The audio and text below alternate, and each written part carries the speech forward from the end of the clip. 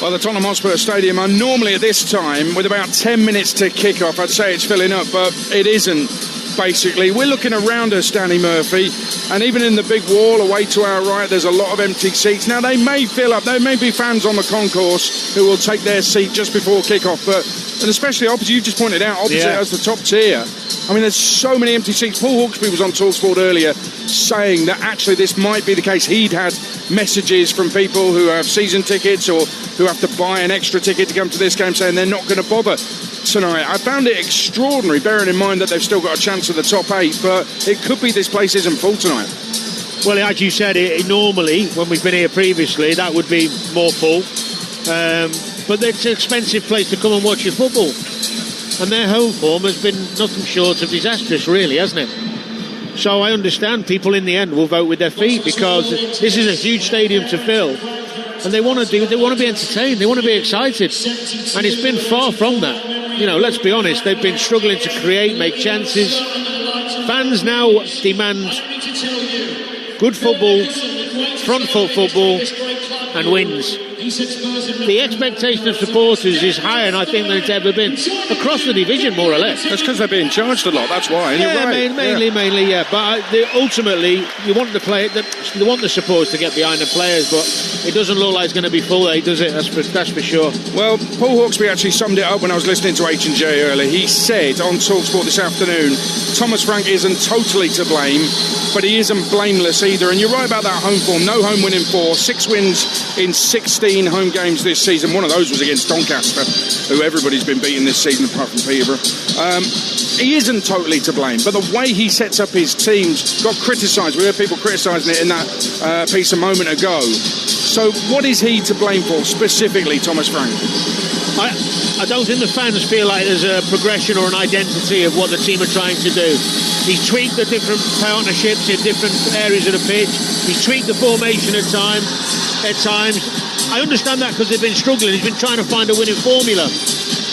Top managers tend to be, this is the way we're playing, and this is what we're going to do. The personnel might change, but Thomas Frank's system and personnel has changed too much for the fans to be able to recognise an identity and what he's trying to do at the moment. Now, versatility is not a bad thing as a manager. We all know you've got to adapt sometimes. But when you're winning games and you're changing all the time, you look like you don't really know your best 11 or your best formation, and that's one of the gripes with this Tottenham fan base at the moment. It is. We've just had a light show. It's probably the least welcome light show I've ever witnessed pre-season. But actually, the Spurs fans singing along to their anthem. Let's go to Portman Road in the Championship. Just been a goal there, Ian Abrahams. 9 gone, Ipswich 1, Bristol City 0. Jack Clark picked up the ball left-hand side, cut inside the penalty area to his right foot, a low drive into the corner net beyond Vitek. Ipswich 1, Bristol City 0. 4 wins in a row for Ipswich, win and they go second. Middlesbrough in second at the moment, they go to Stoke tomorrow. Ipswich 1, Bristol City 0. In case you missed it earlier, the 5:45 in the Champions League, it finished Bodo Glimt 3, Manchester City 1. Teams in the tunnel here at the Tottenham Hotspur Stadium. Thomas Frank, well, he said, and listen, he's admitting it, I need to win more football matches. It's stating the obvious, but he's well aware of what he needs to do. He also said, Danny Murphy, I understand emotion in football. Some people have said that this job is too big for him. He was a good fit at Brentford, but this, with the expectation, the size of the ground, the size of the club, the size of the fan base, too much for him. Is that fair? Not yet. It could be the case because he is struggling, and I did expect a bit more of a consistent level of performance from Tottenham. They have had injuries, that's fair enough, and they are adapting to new ways, but we'll have to. I personally would like to give him a little bit longer till I judge him. The reality is, Aid, it happens when you're a player, it happens when you're a manager. You only ever really know if you're capable of doing it on the big stage when you get there. Doing it somewhere else doesn't mean you're necessarily going to be able to do it under the scrutiny of this crowd and the media here at Tottenham every week. So he's got to answer some questions, and in the next couple of weeks he needs some results. He has to get some results. And listen, we're looking with our own eyes as we get closer and closer to the teams coming out, closer and closer to kick off live on Talksport. Spurs against Dortmund. There's still a lot of empty seats, and I'm looking online and there are unsold seats for this game. And there's a lot of them as well. Yeah. Spurs fans wanted Champions League football. They've got it, but they don't want to come and watch this lot. Well, I mean, I was here at one of the earlier games, Aid. I can't think they battered somebody here when Van der Vaart got the wonder goal. I've forgotten who it was. So it might have been Copenhagen, someone like that. And it wasn't full then, to be honest. And I thought it was because of the level of the opposition. You know, thinking it was going to be a walk in the park, and it was. But Dortmund's great team to watch. Super players, you know. I expected this. It's a sign of where the fan base is at the moment. They're not happy. They're not happy at all. Can these players put a smile on their face? We'll find out very shortly. Goal at Coventry, Dave Rowe. Coventry 1, Millwall 0 remain. Esse scoring against his former club. Great play by Mason Clark on the left-hand side, twisting and turning, getting across in. Hadji Wright's header was saved by Croker. It bounced back, Esse back towards goal, and just over the line it went. Coventry 1, Millwall 0. And a goal in one game in League Two tonight. Salford City 1, Swindon 0. In fact, that's an FA Cup tie. The winner of that third round tie goes to Manchester City. It's like getting a bye these days. Salford 1, Swindon 0 is the latest score in that. We'll keep you updated with the goals as they go in on Talksport tonight. Football always delivers, and Talksport always delivers. Man City earlier, a wow moment, live on Talksport 2. Right now on Talksport 2, it's Arsenal away to Inter Milan. Here on Talksport, this could get ugly. It could get toxic for Thomas's tottering Tottenham. Mix their home failures with Dortmund's great form, and you've got yourself a night of potential pain for the Dane. Spurs Dortmund, live on Talksport with former Spurs and England midfielder Danny Murphy, alongside your commentator Jim Proudfoot. Thank you, Adrian, and a very good evening to you. And amidst the wreckage of Spurs' last 18 months, it has been the European form that has sustained them. If they'd been offered the deal, many of the club support would have happily accepted that night in Bilbao and its accompanying 17th place in the league, believing that the domestic malaise would merely be an isolated one-off. But now that malaise appears to be as deep-rooted as a run of 4 home wins in 25 league games suggests. It's going to take an extraordinary deep run in the Champions League to level off the emotions this time. They've already done enough to guarantee a place in the knockout stages, but 2 decent results over the next week would see them skip the playoff round. They might need to win both games within this German double, both in Frankfurt next week, the scene of one of Ange's finer hours, and against Dortmund tonight, a team who've been beaten only once in the Bundesliga all season. Be a tough enough game with everyone fit, much harder with so many out, and it is being played to a continued backdrop of frustration and discontent and burgeoning speculation that even an abrupt change in fortunes tonight might come too late to prevent a change at the helm. They line up with Vicario in goal. We think it may well be a back 3, Romero, Danso and Spence, Porro, Bergvall, Gray and Udogie, Odebear and Simons behind Solanke, who starts for the first time all season. Dortmund make 3 changes to decide the one of the weekend. Top scorer Guirassi's recalled. They include Joe Bellingham in midfield. It's Kobel in goal. Anton Schlotterbeck and Ben Sebaini. Jan Koto, Joe Bellingham, Mencha and Svensson. And Adeyemi and Brandt behind Guirassi for Niko Kovac's Borussia Dortmund. On the bench for Spurs, keepers Kinski and Austin. Colin Moani's the only senior outfield player.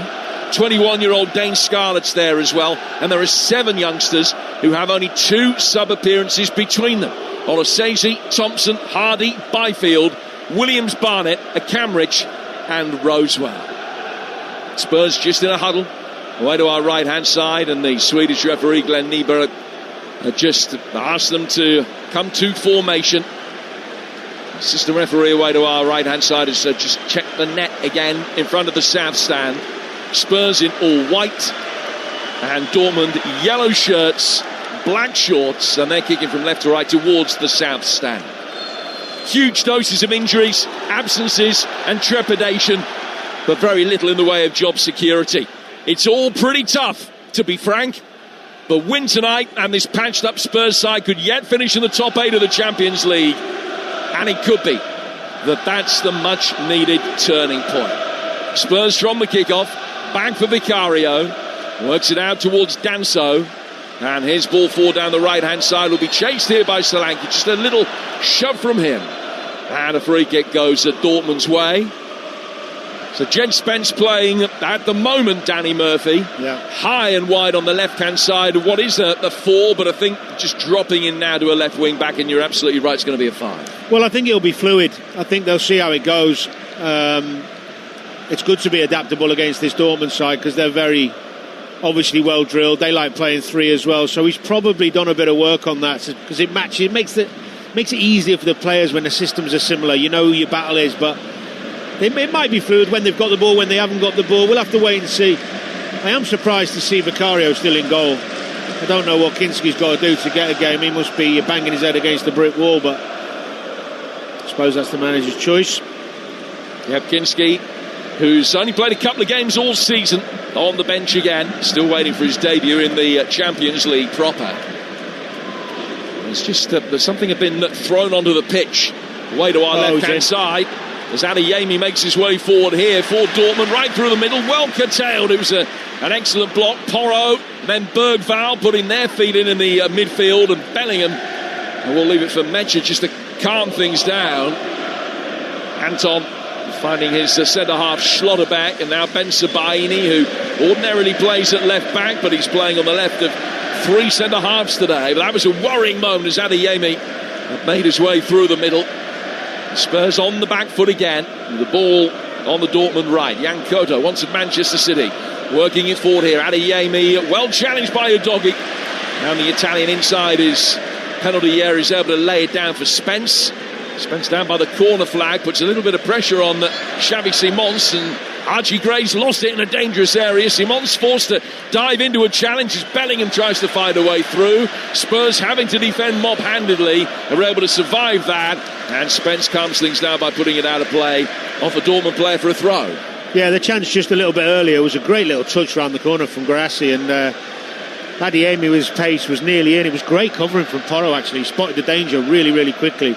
I am fascinated to see that he's going to play Spence more as the wing-back and Udogi more as the left-sided centre-back rather than the other way round, because I think Udogi's terrific going forward. But at the moment, as you say, it is Destiny Udogi who is playing on the left of the 3 centre-halves, at left-back. When they gravitate to a 4, Spurs working it forward down the far touchline. It's cleared from in front of the very vociferous Borussia Dortmund supporters, and then a long switch of play from Porro, and we'll try and get Jed Spence in. Level with the edge of the Borussia Dortmund penalty area. You're with Talksport, where 3.5 minutes in, it's 0-0 between Spurs and Dortmund.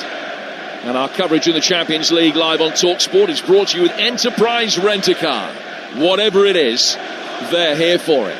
Elsewhere, Olympiacos leading Bayer Leverkusen by a goal to 0 in the Champions League on the day that Manchester City have been humbled out in Norway 3-1 by Werder Glimt. In the Championship, Derby lead at Charlton with a Macaulay Gillespie own goal, and Norwich are ahead at the Hawthorns as they try and lift themselves out of the bottom through. Schwartau on target there. Leaders Coventry, third place Ipswich, ahead inside the opening 10 minutes of their respective games. This one's still 0-0. The ball goes through the midfield of Bergvall. The referee has blown his whistle, and it's going to be a Dortmund ball. A free kick which will be taken near the right-hand touchline by Jan Koto. 4 minutes gone, Danny. 0-0. Yeah, a bit tentative, really, and understandable at the beginning. Not really managed to get themselves high up the pitch yet, Tottenham, but a lot of young players need to grow into the game. Big occasion for them. Set plays is going to be crucial, as it always is, but this side's got some big lads at the back, Dortmund.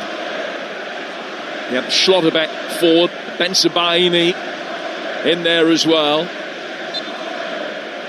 And they've got 5 in a line around the edge of the penalty area. Svensson runs over it. It's a poor free kick from Jan Koto. Just didn't quite have the pace, and he put it too close towards Vicario, who caught it and then bowls it out quickly for Jed Spence to make his way forward down the right-hand side now for Spurs. Simons is in the middle. Can they find him? Not quite. Good sliding challenge from the covering Svensson. Steers it away. Spurs have a corner, but on the counter-attack there, they look lethal. Really good move. Nice and pacey, wasn't it? Spence finds himself on the right-hand side after the set play and plays the ball. I think it's Odeberg, and then he puts in a lovely pass. That's a great bit of defensive work. I think it's Svensson. Yeah, the blonde-haired Swedish international, playing as the left wing back. And to get back quickly, cover the ground and put it out of play for a corner. Spurs fans find their voice. 6 gone, 0-0. First Tottenham Hotspur opportunity. 6 inside the penalty area, all within spitting distance of the penalty spot, making their ways forward now. Danso, the most advanced when the ball is fired in, headed then back by Romero, but it was a yellow shirt that got the next touch to steer it away. Spence helping it back out to Simons on the Tottenham right. Back from him to Destiny Udogie. Now Bergvall can bring it forward. Ball clipped in from the right hand side. Heads go up for it. Again, easily knocked away by Girassi. Adeyemi, Brandt. Now Adeyemi gets the return ball. Simons back to cover. Sticks his foot in to be able to bring it away. Mecha coming across. Can't win it back. And Tottenham able to calm things down, but significantly just had a couple of minutes in Dortmund's territory, which are doing the world a good after a slightly nervy start. Real Madrid leading Monaco by a goal to 0. And Real Madrid, who've lost 2 of their last 3 games, looking for a little bit of solace under new boss Arbeloa. Spence making his way forward inside the Dortmund penalty area, forced to pull it back. Romero coming onto it, urged to shoot, thinks better of that with plenty of traffic between him and goal. Bergvall out of Waterbear. Simons got a little reverse ball in behind Svensson, looking for Solanke, and cleared by Bensebaini inside the 6-yard box. Better from Spurs. Really 7 gone, 0-0. Nice and patient. All started with the pace and positivity of Spence. Looks like he's got the legs on Koto down this left side. Really positive run from him. Vipotnik's 14th goal of the season has given Swansea the lead at home to Blackburn, who are hoping for only their second win in 13 tonight. 1-0 at the Liberty Stadium. Throw to be taken on the Spurs right. It's a long one launched in by Kevin Danso. Heads go up for it, but it was well met by Schlotterbeck, the German international centre-half. Another ball in. Bergvall, little flick header, easily caught by Gregor Kobel, the Swiss international and former Champions League runner-up in the Borussia Dortmund goal. 8 pretty breathless minutes behind. It's been played at a good tempo. Yeah, I mean, I think this Tottenham side's got still got some good players in there. They are missing a lot, as we talked about. There's guys in there who can create and score goals. They just got to believe in themselves. We know Odegaard can beat people. We've seen Solanke score goals. Kobel under pressure, able to get it away towards Girassi, who scored a absolute boatload of goals last season, but has struggled this in relative terms. He's only scored 10. He got 38 last season, including 13 in the Champions League alone. Hat-trick against Barcelona in the second leg of the quarter-finals amongst that lot. They won that game, ended up losing the tie, but through to the last 8 last year. Showed his strength there, didn't he, against Romero? Doesn't seem fazed by the physicality of Romero. Held his own there and actually put Romero to the ground. Yes, it was a free kick, but Spurs have taken that free kick, they worked it back. And now it goes out towards the right-hand side where they win a throw. We'll be finding out what's been going on in the early stages of Arsenal's game live over on Talksport 2 in a moment. Still 0-0 in the game of the Giuseppe Meazza. With Alex Crook, our football correspondent, shortly. Here's Vicario working the ball through the 6-yard box onto his left foot, but he's overhit the ball down towards Spence and sails out of play for a throw. I was just going to say, he just doesn't look comfortable when he's on the ball, Vicario. When he gets pressed quickly, he looks really nervous. And he wanted a touch, wanted to get it onto his left foot. He let it run across his body and then fired it. Misplaced pass, his first of the night. It's out of play for a Borussia Dortmund throw. 9.5 minutes gone here on Talksport, and it's still 0-0 between Spurs and Dortmund, with Joe Bellingham in possession inside the centre circle. And play forward by Bensebaini, but easily cut out. Porro down the line for Odegaard, and he's continued his run here. Pedro Porro down the right-hand side. Strong running by Odegaard, but I think he's just run into trouble in the end and has given a free kick away down by the corner flag. Kylian Mbappe was that got that goal for Real Madrid. They lead Monaco 1-0. It's his 31st of the season. 0-0 through the opening 10 minutes here. What about Inter against Arsenal? Here's Alex Crook. And it's Inter Milan 0, Arsenal 1, Jim. Your timing is absolute perfection. Gabriel Jesus from the edge of the 7-yard box. Did he get a touch on it? It was Jurriën Timber with a cross from the right. Jesus the goal scorer, and Arsenal's 100% record in the Champions League may well be continuing. Inter Milan 0, Arsenal 1. Never won 7 European games in a row. But Gabriel Jesus, if he is credited with the goal, might just have laid the foundation for him. It's just his second of the campaign after coming back from that horrific injury which kept him out for 11 months. Now, breaking news, we understand that Jack Grealish faces missing the rest of the season. He's to see a specialist after suffering a suspected stress fracture in his foot, which is likely to put paid any hopes that he had of forcing his way into England's World Cup squad. You can get a breaking details on that from Talksport.com. But Jack Grealish likely to miss the rest of the season, we understand. I've actually done that. There's two ways to recover. One is without the operation, one with. Without is 6 weeks, 5 to 6 weeks. And the other one is, if you have an operation, it's more like 3 months, so that would probably put him out of the season. But it can happen so innocuously as well. Our best wishes with Jack. Yeah, definitely. He begins his recovery. 0-0 here. Bad 12 news minutes for gone. Bad news. Absolutely. So Arsenal leading into by a goal to 0, which would take them up to 21 points. So these two, as things stand right now, on 12. We expect that you're going to need 16 and a goal difference of maybe about 6 or 7. That's what we think the benchmark will be. Where the line will be between 8th and 9th come 10 o'clock a week tomorrow. It's match day 8.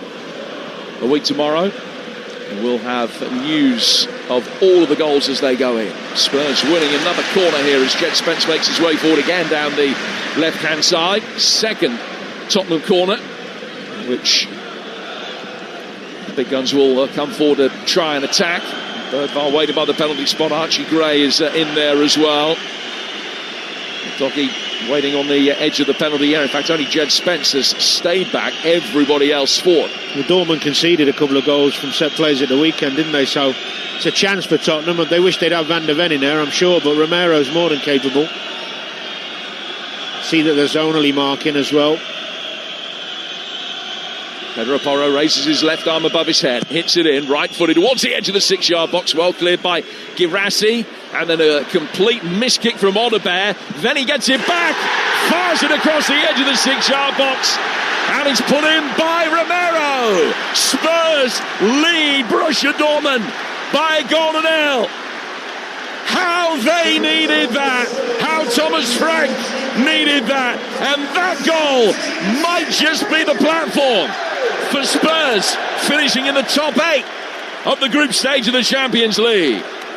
Well, the corner was won originally again by more positivity on this left side from Spence, and it ended up being Girassi heading the corner away, but they kept it alive, Tottenham. And Odebear, after miskicking it, gets hold of it again and fires a ball across the 6-yard box, and Romero's there again, and he likes scoring goals, doesn't he, for a centre-half. Really good footwork for him to get. It's not the easiest finish in the world. It's drilled across. Just wraps his right foot round it. The ball's a little bit behind him. It's a reward for their good blessed 7-8 minutes. My score here of the weekend. Got a couple at Newcastle. Netted in the Super Cup against PSG. It's his 5th goal of the campaign. He and Mickey van der Ven have got 11 between them this season, the two centre-halves. That feels like a big one, albeit that there's still 75 minutes to go.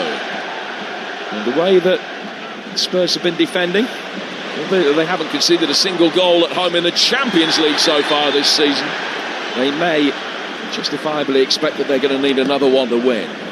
Adeyemi has just given a free kick away. He's going to be called over by the referee, and whilst he's just given a little lecture, we'll get news of a goal at Coventry from Dave Rowe. Coventry 1, Millwall 1. Equaliser scored by Mihailo Ivanovic. It really had been coming. Coventry lost the ball. They felt that Rodoni had been fouled. Nothing was given. Millwall broke quickly. Coventry were wide open. Aziz broke down the right-hand side and put a lovely cross in for Ivanovic to steer the finish beyond Rushworth. All square, Coventry 1, Millwall 1.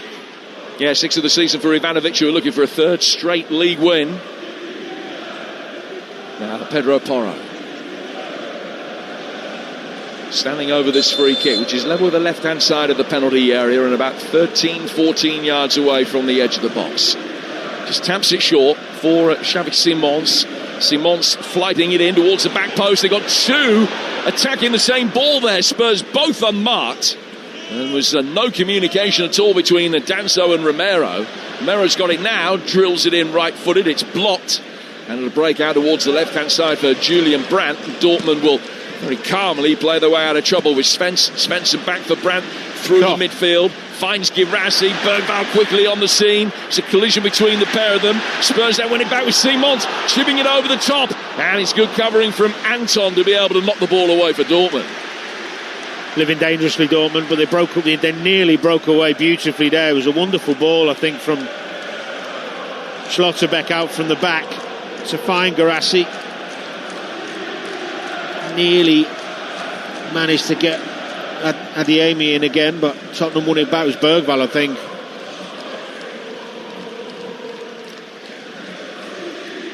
Schlotterbeck. Spurs 1, Dortmund 0, with the goal from Christian Romero on 14 minutes. Spurs in action next week away to Eintracht Frankfurt. If they hold on here, they will have a fighting chance of a top 6 finish. It's still, we reckon, have to go to Eintracht and win. They did that last season, of course, in their Europa League run with a goal from Dominic Solanke. Drawn here, went to Frankfurt and won the second leg to go through. A game that on paper was their most arduous match en route to get into the final. Dortmund in possession, laid out from the back for Valdemar Anton. Anton almost gave it away, just showed too much of it to Simons, and then the back pass was under hit, picked up again on the left-hand side by Spence. Big handball shout, who's outside the penalty area, and the Swedish referee hasn't given it. It'll be relatively easily cleared by Brandt, but they can't get anything to stick upfield at the moment. They look a little bit shaken. Spurs will work it back inside their own half. Goal at Deepdale. Here's Talksport Steve Hothersall. Preston 0, Hull 1. Liam Miller on the counter-attack from a Preston corner. Akinto's cross from the right-hand side. Easy finish from Miller. Preston 0, Hull 1. And Spurs able to bring the ball forward again as they look to double their lead. Lovely little drop of the shoulder from Oliver. 3 to try and pick out. Simons with an effort. Deflected away wide and out for a corner. Great break from Spurs again. Odebear using his skill, nice and positive. Got pace to burn down the sides, and then they don't look that mobile down the sides. Dortmund been really sloppy, actually. Really sloppy with their passing. Bit blasé, bit of lethargy in them. You think the goal would have woken them up, but no, it was poor again. They lost the ball, and on the transition, Tottenham right at it.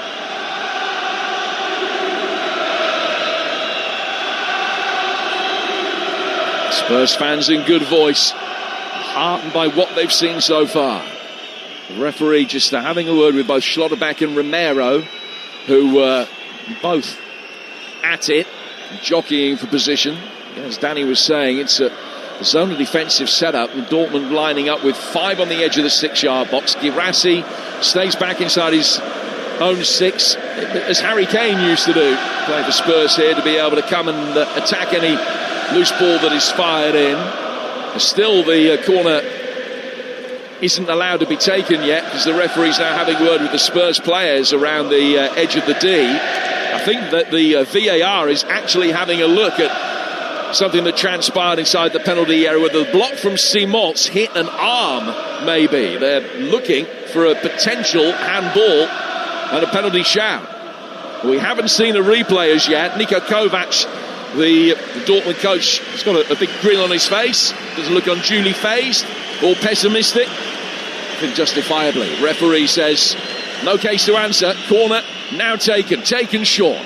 Spence will whip it in. So much air underneath that. It's attacked at the far post. Coble with his hands above his head is able to make the claim. Let's find out what's going on in that Inter against Arsenal game. Alex Crook. We're all square, Jim. It's Inter Milan 1, Arsenal 1. The danger seemed to have gone after Marcus Thuram's initial effort was cleared to the edge of the penalty area, but it's a brilliant finish from 20 yards out from Petar Sucic. No chance for Raya in the Arsenal goal. Inter 1, Arsenal 1. And here at Tottenham, with Kobel having caught that ball from the corner, just bowled it out straight through the middle. Adeyemi making another excellent run, Danny, and that's the second time that he's been able to get close to the edge of the Spurs penalty area. Oh, Vicario played his way into trouble, got out of it, and then raises a hand to the south stand by way of apology. Well, just dealing with the Vicario thing, I mean, nobody's surprised, are we? You can't be surprised. We see it every game. Adeyemi was in. It was an unbelievable pass from Kobel, the goalkeeper, and his touch was good. It just got back, and if his touch a little bit more out of his feet, he'd have been in, but that's the danger for him. He's so quick. Unbelievable pass from the keeper. Bensebaini on halfway. Square to his right-hand side for Schlotterbeck. Left-footed ball over the top. Down towards the right-hand side. Koto's controlled his left shoulder. Came after the ball and gone over the line and out of play for a throw, which will be taken on the Spurs left. 21 minutes gone. Spurs 1, Dortmund 0 here on Talksport. Blackburn have equalised at Swansea with a goal from Jurgensen. Swansea 1, Blackburn 1. In the Champions League, Arsenal 1-1, Real Madrid leading by a goal to 0. Olympiacos 1 up as well. As the ball is given away by Romero, the Spurs goal scorer's got away with it. It was read by Schlotterbeck, but his touch was heavy. Spurs get it out towards the right-hand side. Porro with Odebear ahead of him, just feathers the ball out towards the right-hand touchline. Comes back from the Frenchman into the blonde-haired Bergvall. Bergvall getting it away from Adeyemi. Down from him to Udogie and then to Spence. Spence, a slightly awkward running gait, but he's done well. He's got past Koto again. Pulls it back to the edge of the 6-yard box. Good block to deny Solanke.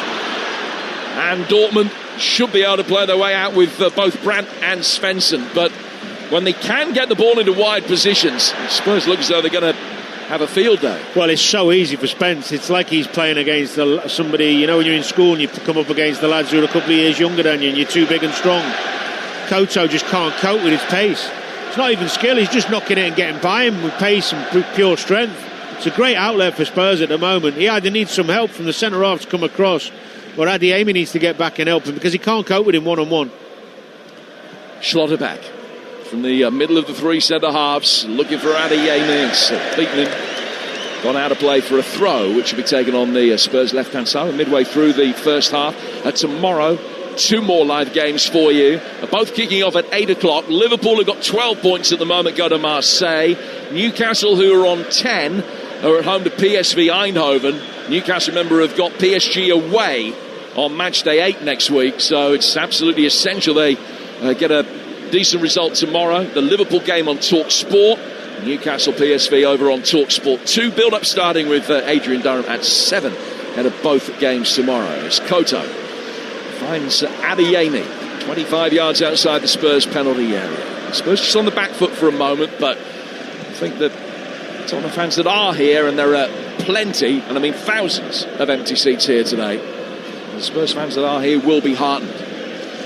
Svensson just caught his man as he lost control, trying to play the ball back, nutmeg Odebear, but caught him in the process, and he's picked up a yellow card. It's been a great 24 minutes for Spurs. Ooh, that's a bit naughty actually. Catches him quite high up the leg with the studs. Doesn't mean to, he just tries to kick the ball away. It's the first yellow card of the night. Daniel Svensson, his third of the season. He's got a couple of Champions League goals this season. It actually is being looked at, the incident, by the VAR. It's just come up on the big screens here. Potential red card check. No. Well, they could give it in Europe. Played in Europe many times. I mean, he's milking it on the floor, but they could well give it. He's tried to toe end the ball with it. Obviously, if people know what you're listening to toe end. He's caught the top of the ball and his foot skidded off the top of the ball and just caught him on the calf. But it's never a red card. Well, the first thing that the referee sees, having been called over to the monitor, is a still, which is a damning still, but then they always are. the point of contact. He stretched with his left foot. It's bounced off the top of the ball, and he just can't move it out of the way when contact is made. But Dennis Higler, the Dutch VAR, has called Glenn Niebuhr over. He's having a look at it, and 9 times out of 10 when a referee gets called over, 99 out of 100. Well, yeah, he will go with what he's been told by the VAR. Is it going to happen here? Looks as though it is. I think the yellow card is going to be waved away, and a red one is going to come out. Svensson sent off for Borussia Dortmund, and he's on the verge of tears. Dries his face with his yellow shirt as he leaves the field. Lucas Bergvall comes across and has a word with his international teammate. Well, because he knows. He knows that's not a red card. That's a European red card. There's no force in it. He's just tried to kick the ball and skid off the top of it. He hasn't gone through the player, or... It's not reckless.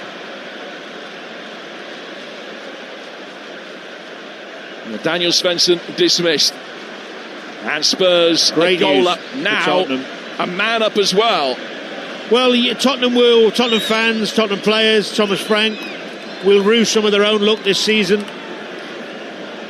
But I don't see that as a red card. But you deserve. Sometimes you get a bit of luck when you don't deserve it, and Robert agreed. Ball out towards Spence from the restart. Dortmund have it back with Joe Bellingham. Joe Bellingham to Mecha. Now played by Anton through the midfield. So they flattened off to a back four. Have Dortmund. They've got Bensebaini back in his favoured left back position now. They're playing 4-4-1 with Guirassy up front. What an opportunity this is, though, for Spurs, who've got this wonderful home record in European football. Unbeaten on this ground in continental football since February 2020, nearly 6 years. Run of 23 games, of which they've won 19. They won all 3 this season without conceding a single goal, and they've got an outstanding chance now. Victory here takes them up to 14 points, and that will give them at least a puncher's chance of going to Frankfurt next week and finishing in the top 8. Simon's whipping the ball in here for a good run from deep from Porro, I beg your pardon. He's got to head it, Jim. He's got to head it. It's a wonderful ball in swinger from Simons, and as it comes to the back, you're just thinking, throw your head at it. Seems to be caught in between two minds, Porro, and doesn't get anything on it. The key against 10 men is to keep the speed of play up, keep moving the ball quickly. You don't always have to try and score with every move, but move the ball quickly so they're constantly having to defend and run. Move them around. Spurs try to do exactly that. 28 minutes gone. In the Champions League, into 1, Arsenal 1, Olympiacos 1, Bayer Leverkusen 0. Real Madrid now 2 up against Monaco. Kylian Mbappe has scored both of those. That would take Real Madrid up to 15 points. They probably still need something at Benfica next week, but a draw would do if they hold on there. Mbappe with both the goals up to 32 for the campaign now. Spurs leading the 10 men of Dortmund by a goal to 0, with Romero the man on target and Svensson, the full-back, dismissed, we think, very harshly 12 minutes later. Another ball through the penalty area from that Spurs right from Porro. Bounces just in front of Solanke and goes out of play for a goal kick, but Kobel will take. Great ball from Porro. Really good. Gonna get some space out wide now. And when you do, if you can get some numbers in there, look at this for a ball. Solanke's got to be closer to that, anticipating that cross. In the Championship, Charlton 0, Derby 1, Coventry Millwall 1-1, Ipswich 1, Bristol City 0, goalless at Oxford, at Sheffield Wednesday, West Brom 0, Norwich 1, Swansea 1, Blackburn 1. All of those games are coming up to half-time. Late first half goal at Deepdale, Steve Hothersall. Yeah, right on the 45 minutes. Preston 0, Hull City 2. Famiwo with the left foot. It had come from a move from a corner. Brilliant finish at the end of the day. And Hull, well, they've got a great goal-scoring record, and they're 2-0 up against Preston now. Thanks, Steve. League 1. Goalless between Stevenage and Burton. Salford leads Swindon in the FA Cup 1-0. In the Premiership, Livingston 0, St Mirren 0. The Scottish Cup, Queen's Park who won at Rangers last year, a goal up at Stranraer. And if they win that, they're at Rangers again this year. Also in the 8 o'clock kick-off of the Championship, 0-0 between Wrexham and Leicester, and that brings you up to date. Half an hour here, Spurs 1, Dortmund 0. The situation they find themselves in, no impediment to the Dortmund supporters. Several thousand bricks of the yellow wall over on that far side, determined to enjoy themselves and the occasion, irrespective of what's happening in front of them on the field. They've got possession with Mecha, trying to turn away from Bergvall, has laid it back inside his own half. Now to be played to the right-hand side for Anton. Schlotterbeck gets it forward. Nudged round the corner by Brandt. Won back easily by Kevin Danso. And he'll take a touch and turn it back for Vicaria. Always a little murmur of anticipation and dread when the ball is played back to the Spurs goalkeeper. Had his feet, was under no pressure there, and he could control it and just siphoned it out towards Romero, who'll bring it forward. There's no pressure on the ball at all, so he can come forward to within 10 yards of halfway. Plays it to his left for Destiny Udogie, who then goes straight back for Romero. Bergvall looking over his shoulder as he receives the ball on the half turn. Wide from him to Porro. It was the cue for Odegaard to make an early dynamic run forward. But he was on for that as well. That's the problem sometimes when you've got an extra man. You keep the ball for the sake of keeping the ball's sake. Got to sometimes take the risk still and just know that you can win it back because they've got one man less. Don't keep playing safe. Dominic Solanke chasing a Dortmund back pass. Kobel could get that one away. High ball towards halfway that is headed down by Danso. Porro. Back to the former Southampton man inside his own half. He just turns it forward over the halfway line to Archie Gray, whose grandfather won this competition with Nottingham Forest back in 1980. Frank Gray. He's got it again here, Archie. Flicking it forward with the outside of the right boot. Simons. Out to the Tottenham right for Porro, who will take a touch. Just stood up there by Schlotterbeck, laid it back. Now Gray. Another goal in the San Siro will be there in a moment as Arsenal retake the lead. Danso, 15 outside the penalty area. To his left-hand side for Destiny Udogie. Udogie to Spence. Rolled down the inside left channel. And Udogie, was he fouled? Referee says no, and he'll go out of play for a goal kick. Who scored that second Arsenal goal then? Alex Crew. Arsenal 2, Inter Milan 1, set-piece FC, strike again, Saka's corner from the right, headed across the face of goal by Leandro Trossard and nodded in from close range by Gabriel Jesus for his second. Inter Milan 1, Arsenal 2. And Arsenal still maintaining their 100% record. Coventry hoping to get their notice back in front. Haven't been able to do so before half-time. Here's Dave Rowe. Coventry 1, Millwall 1. That's about right. Fast start from Coventry. They went ahead when Hadji Wright's header was saved by Crocombe. The rebound fell to remain Esse, who stamped home his first for the club. But Millwall always carried the threat. Aziz tried a good shot wide, good chance wide, and then he crossed in for Ivanovic to score a really well-taken goal. All square. Coventry 1, Millwall 1. And half-time as well at Portman Road. Ian Abrahams.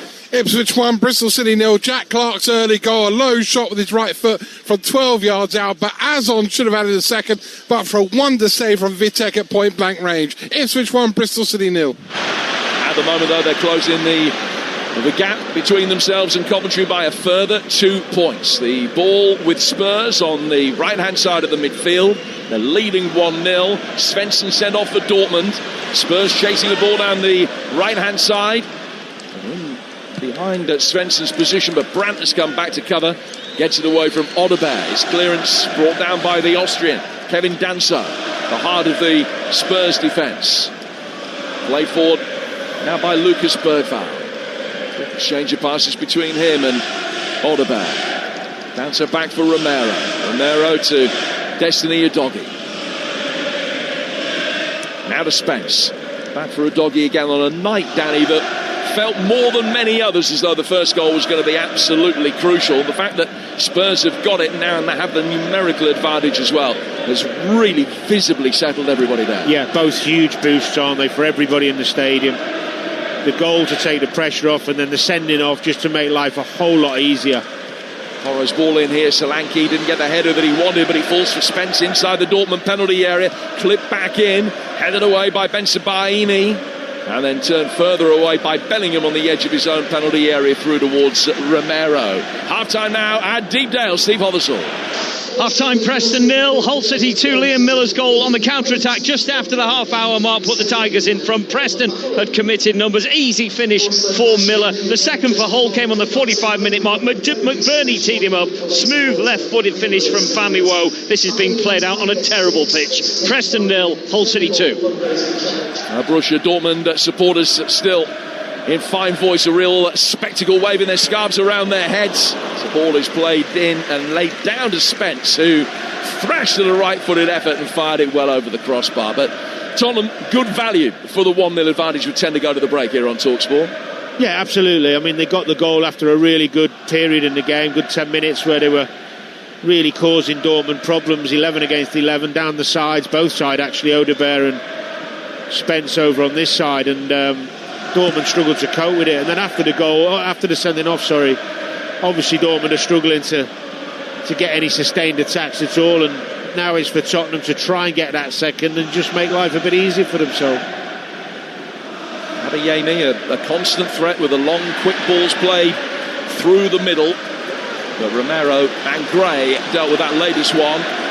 It's a shame actually as a spectacle, isn't it? But the reality is Tottenham won't care.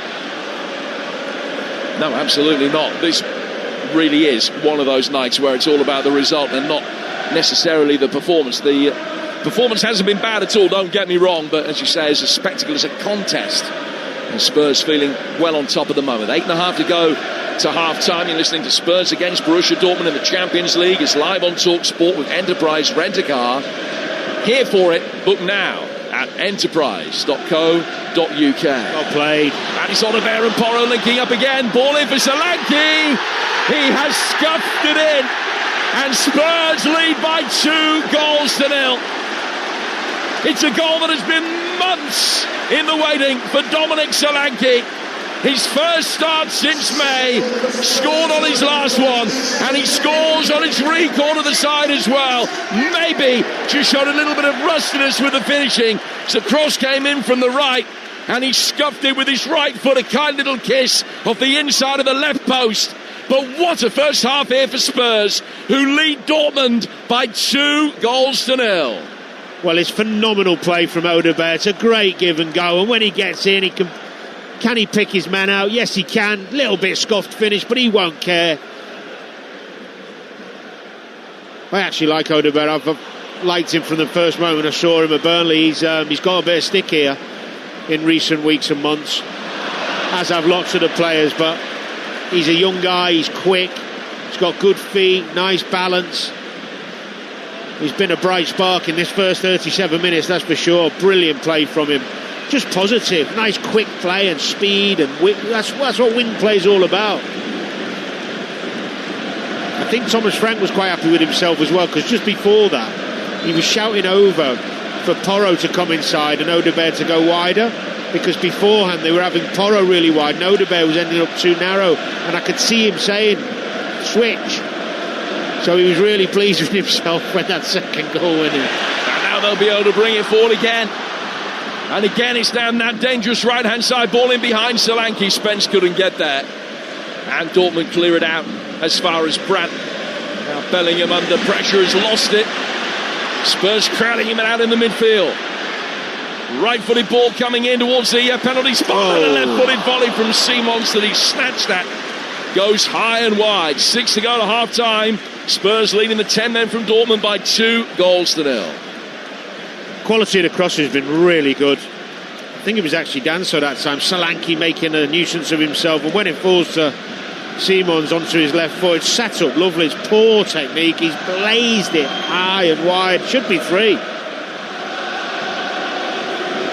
The Solanke goal, incidentally, double hit. He has flicked it. Well, it's a triple hit, because he's flicked it with his right foot onto his left leg, which is ahead of him.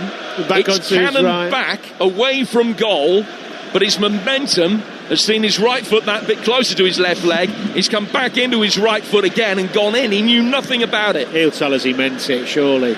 Listen, his celebration as he looked up to the heavens with a big beaming grin on his face, that belied the fact that he absolutely knows that he didn't mean it. The Spurs lead by 2-0. Sometimes you just, as you say, need that little bit of luck. Spurs have had theirs tonight. But they're 2 up in a crucial game. And are they going to be able to maintain their 100% record in the group stage at home this season?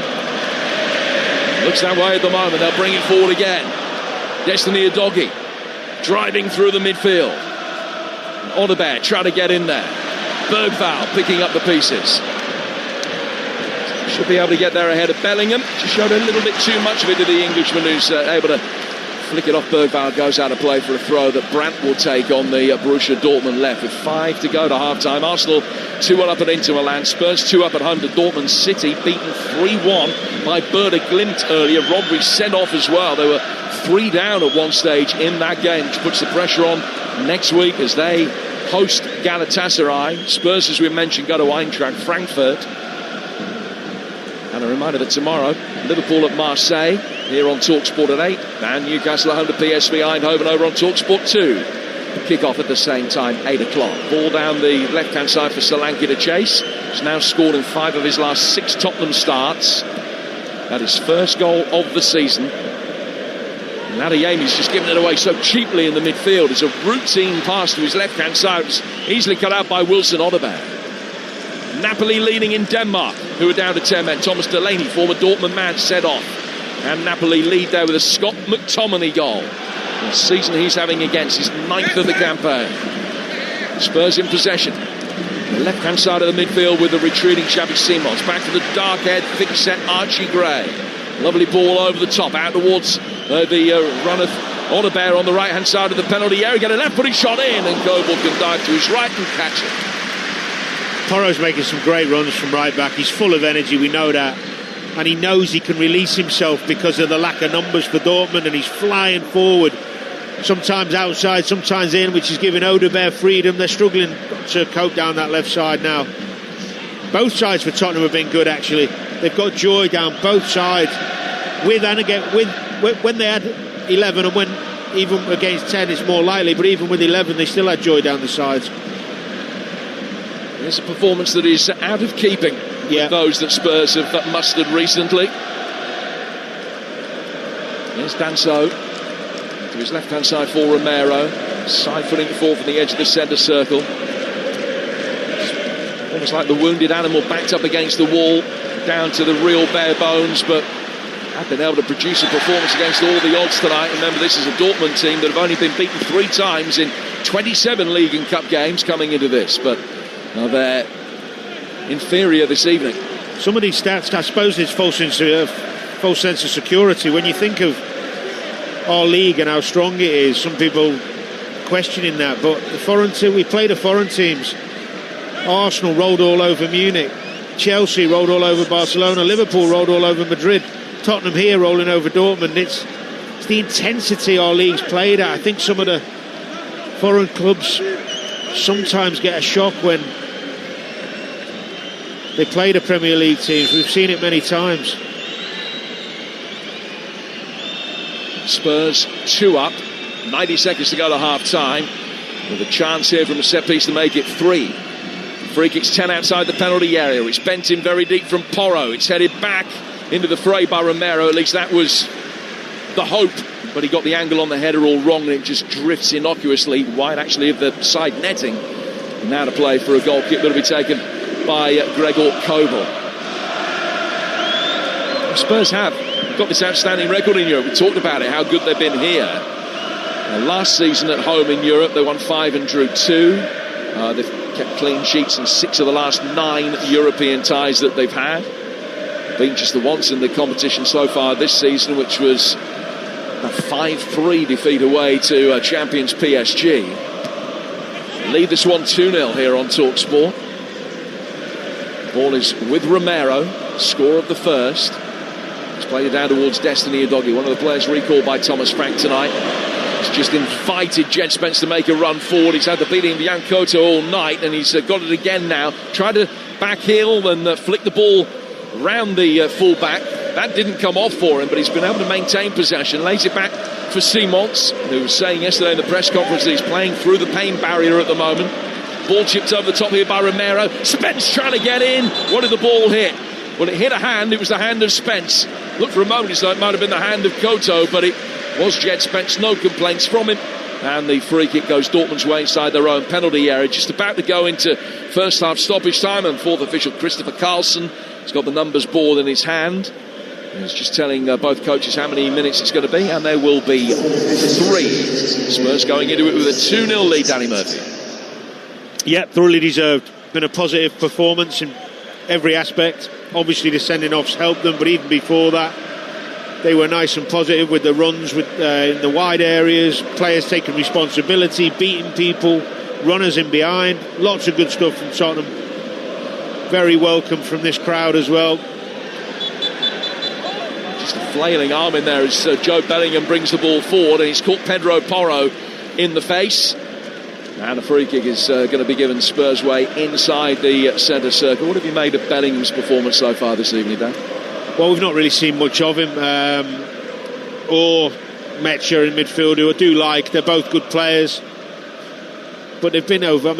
They've been defending a lot of the game, trying to help their back players out. But I expected more from them as a team, not just the lads in midfield. I thought they, apart from the first few minutes where they had a couple of nearly moments with Adeyemi, there was a lethargy about them. Just wasn't giving the ball away, second to win the duels. Tottenham just looked fitter, stronger, more hungry. And then since the sending off, of course, that's multiplied. Gray playing the ball through the centre circle. Has it again. And then goes back for Romero. As things stand, Spurs 5th in the live table.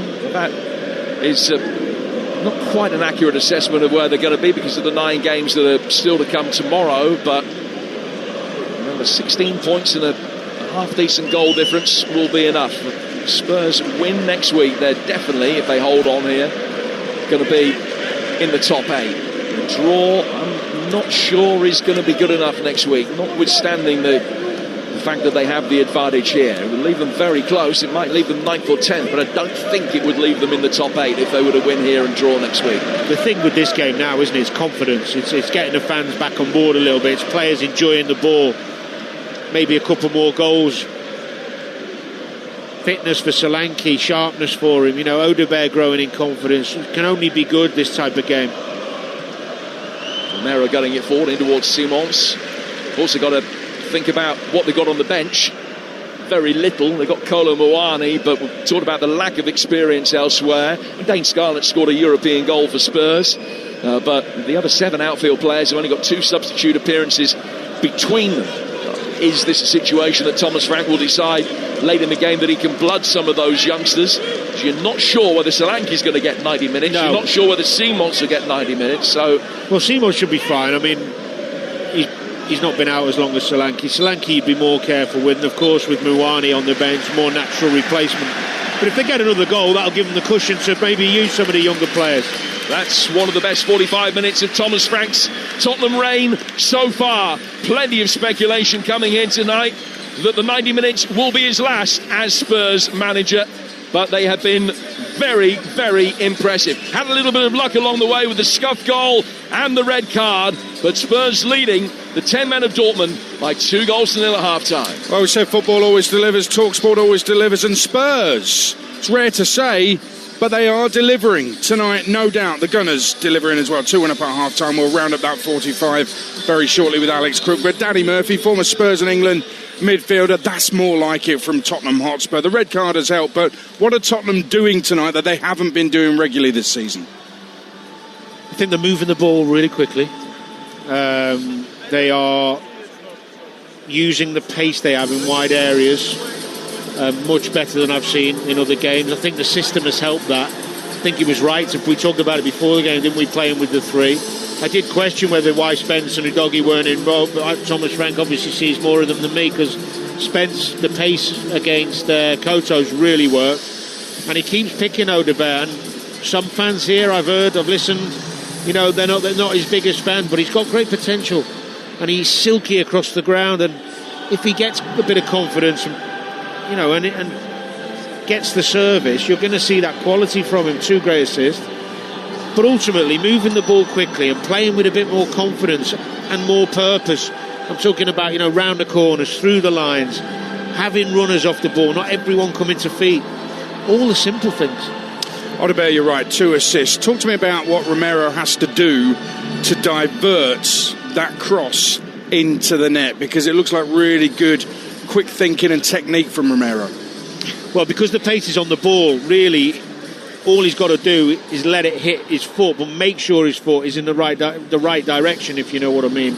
Don't try and slash at the ball or try and hit it too hard. And he just curves his foot because it's a bit behind him, and he curves his foot knowing that it's just going to go back that way. And it was more the movement of his feet to get in that position in the first place. He's actually really comfortable in the attacking penalty area, isn't he? We've seen him score all types of different goals. He's probably better in that area than his own. I think that's fair. But the goal was great for the players and the fans because it settles everybody, even before the sending off. It just lets everyone breathe, and you can see players' confidence just grow a little more. Everybody wants it a bit more. Everybody's playing with a bit more arrogance, a bit of flicks and tricks, and everybody's a bit more energetic, and the sending off just compounded the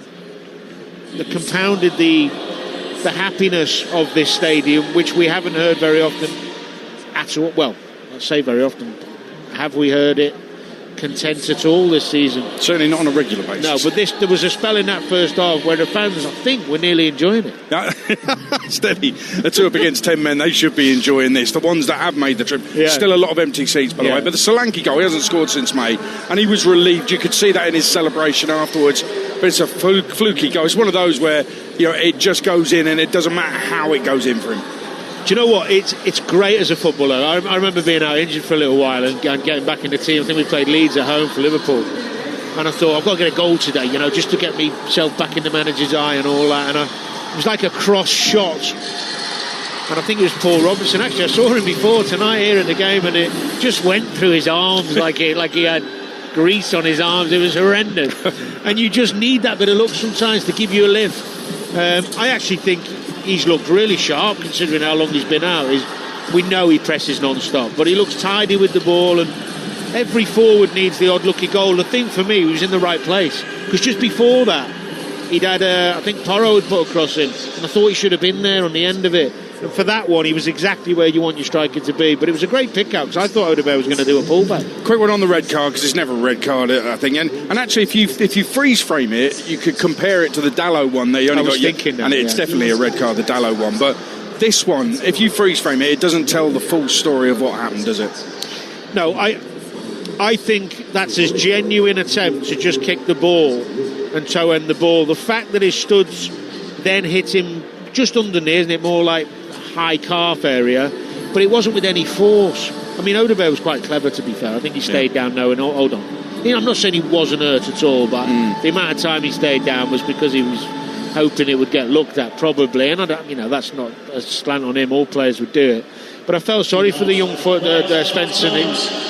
You could see it in his face, and even Bergvall went over to him, and I saw him. I think he said he knew. Yeah, it's just not a red card. But the thing is, though, Aidan, in Europe, this is the thing. It's completely different.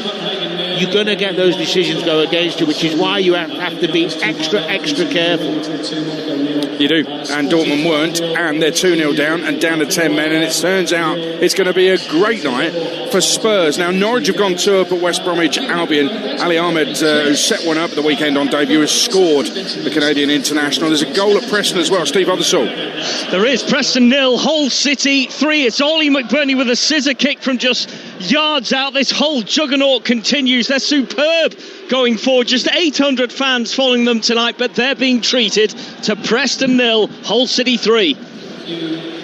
Yeah, McBurney, a guest on H&J on Talksport just yesterday, in fact, and he's been among the goals when he's been fit this season. What a win that is for Hull City. That was 5th against 6 at the start of the evening. Now let's get half-time for Arsenal, who are 100% and keeping up that record. Alex Crook.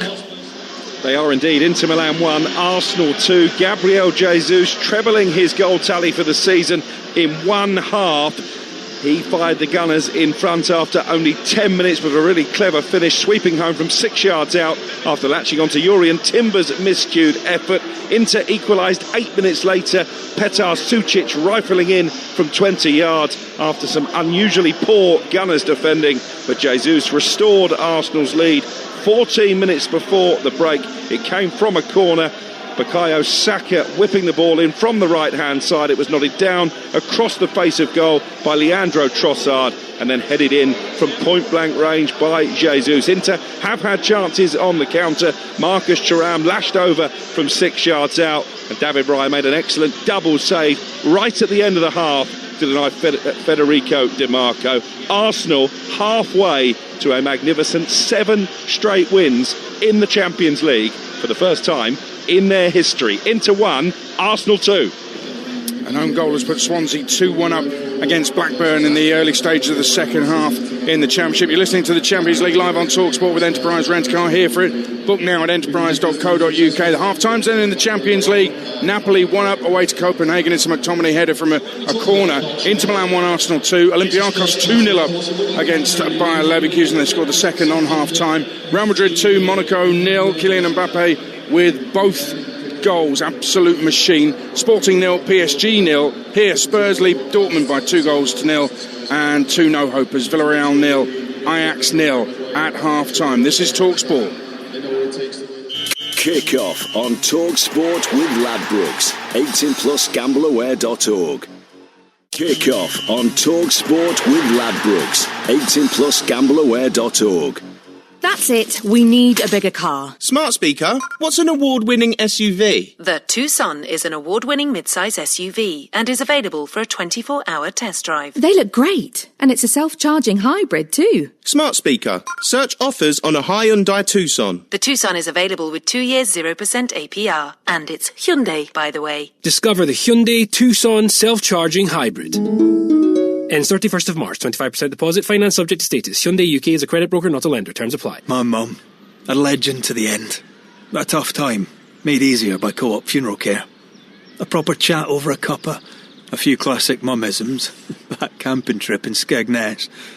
And we've got it. A brilliant goodbye that felt right. We're here in your community to guide, support, or simply talk things through. However you choose to say goodbye, we help you own it. Co-op, owned by you, right by you. Search Co-op Funeral Care for your nearest funeral home. Hear that? It's your Big McDonald's hunger calling. Because the Big Arch is back. And this time, it's here to stay. With juicy beef, cheddar cheese, and that Big Arch sauce. Hungry? You are now. Order delivery on the McDonald's app.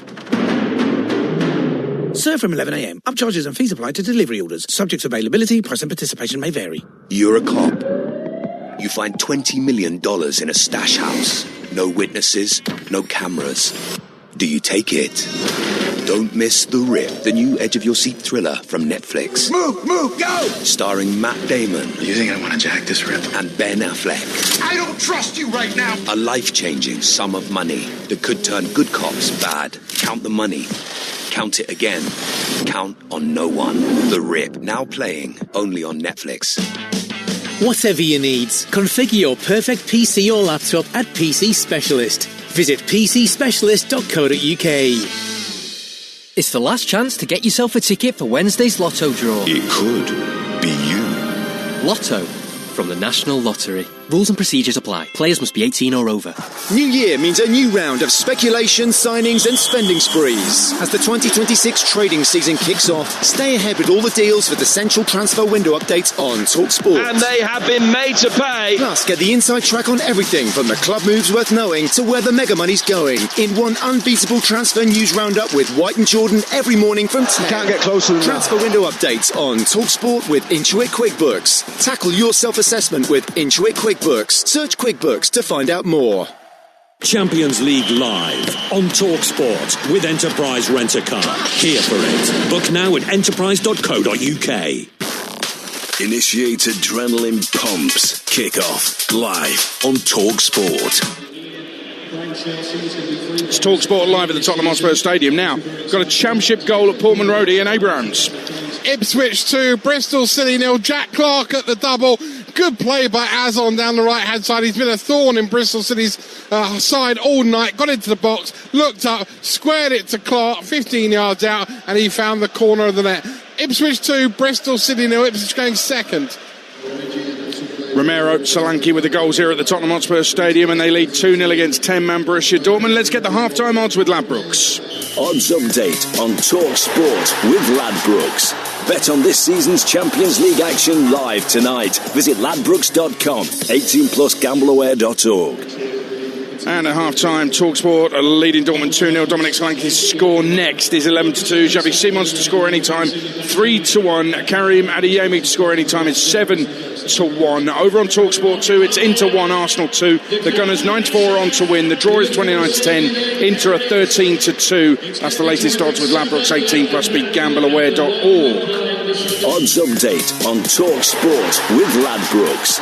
Bet on this season's Champions League action live tonight. Visit ladbrokes.com. 18+ gambleaware.org. Sensational scoreline from the Champions League earlier, live on Talksport 2. It finished. Bodo Glimt 3, Manchester City 1. Rodri sent off. Let's hear reaction from Pep Guardiola.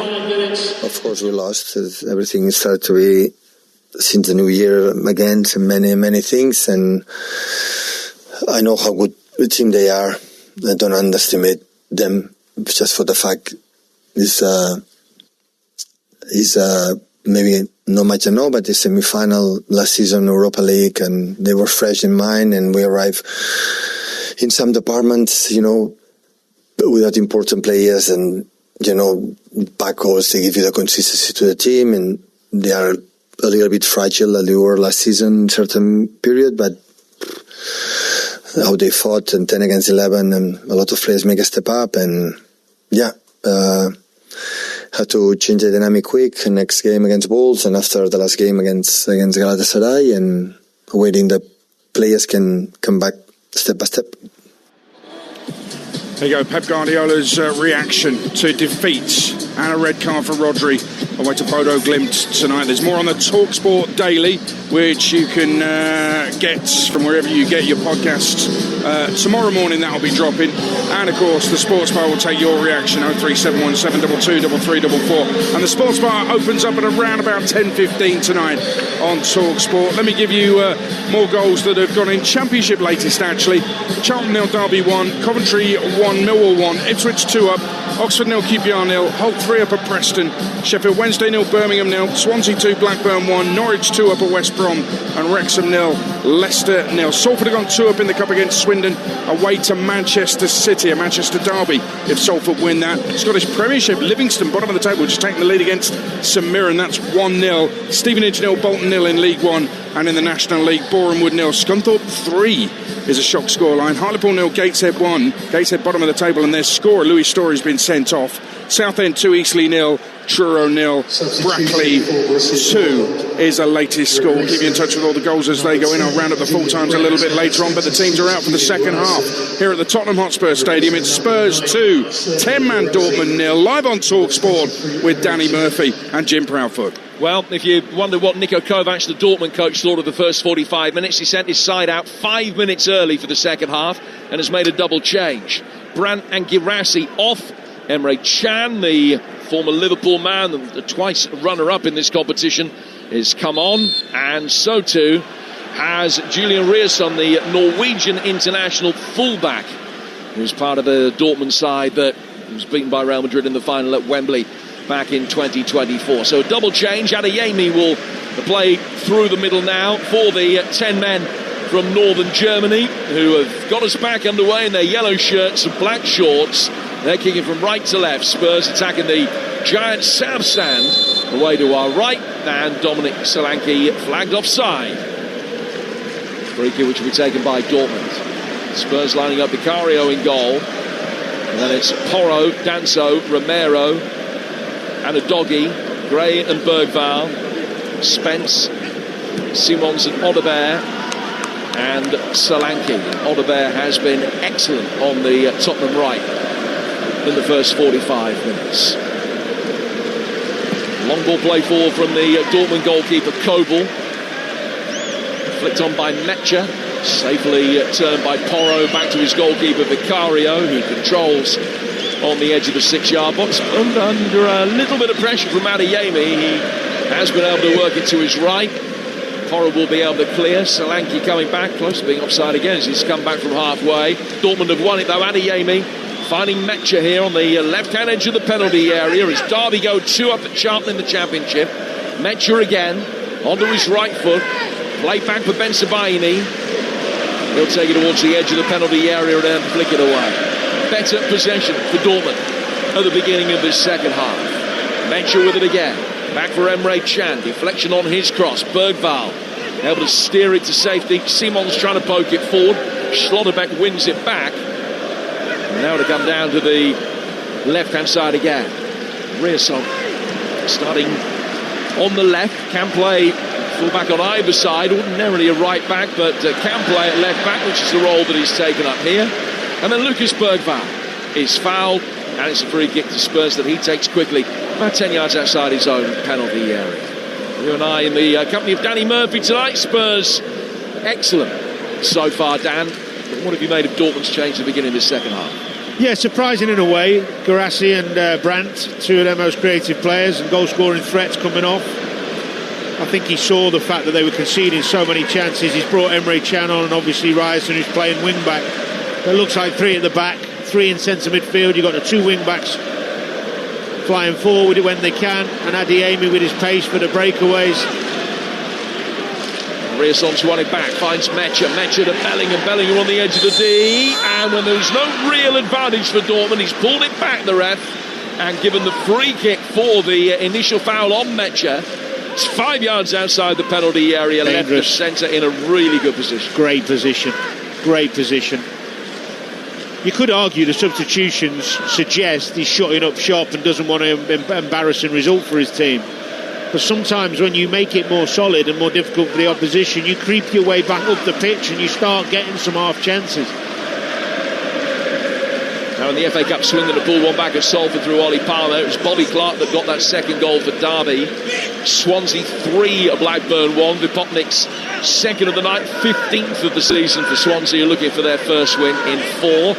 And the Champions League, Villarreal leading Ajax now by a goal to 0. They're out if they don't win. Ajax are out if they lose. The Spaniards winning. So Vicario with his back against the near post as we look at it, lining up the position of the 4-man wall. Dortmund have got a mini 3-man wall in front of that, trying to obscure the view. It's Rearsson that takes it, and he's only just put it wide. It was close, and Vicario didn't move a muscle. He knew he was beaten if that was on target. It was a beautiful technique from Rearsson.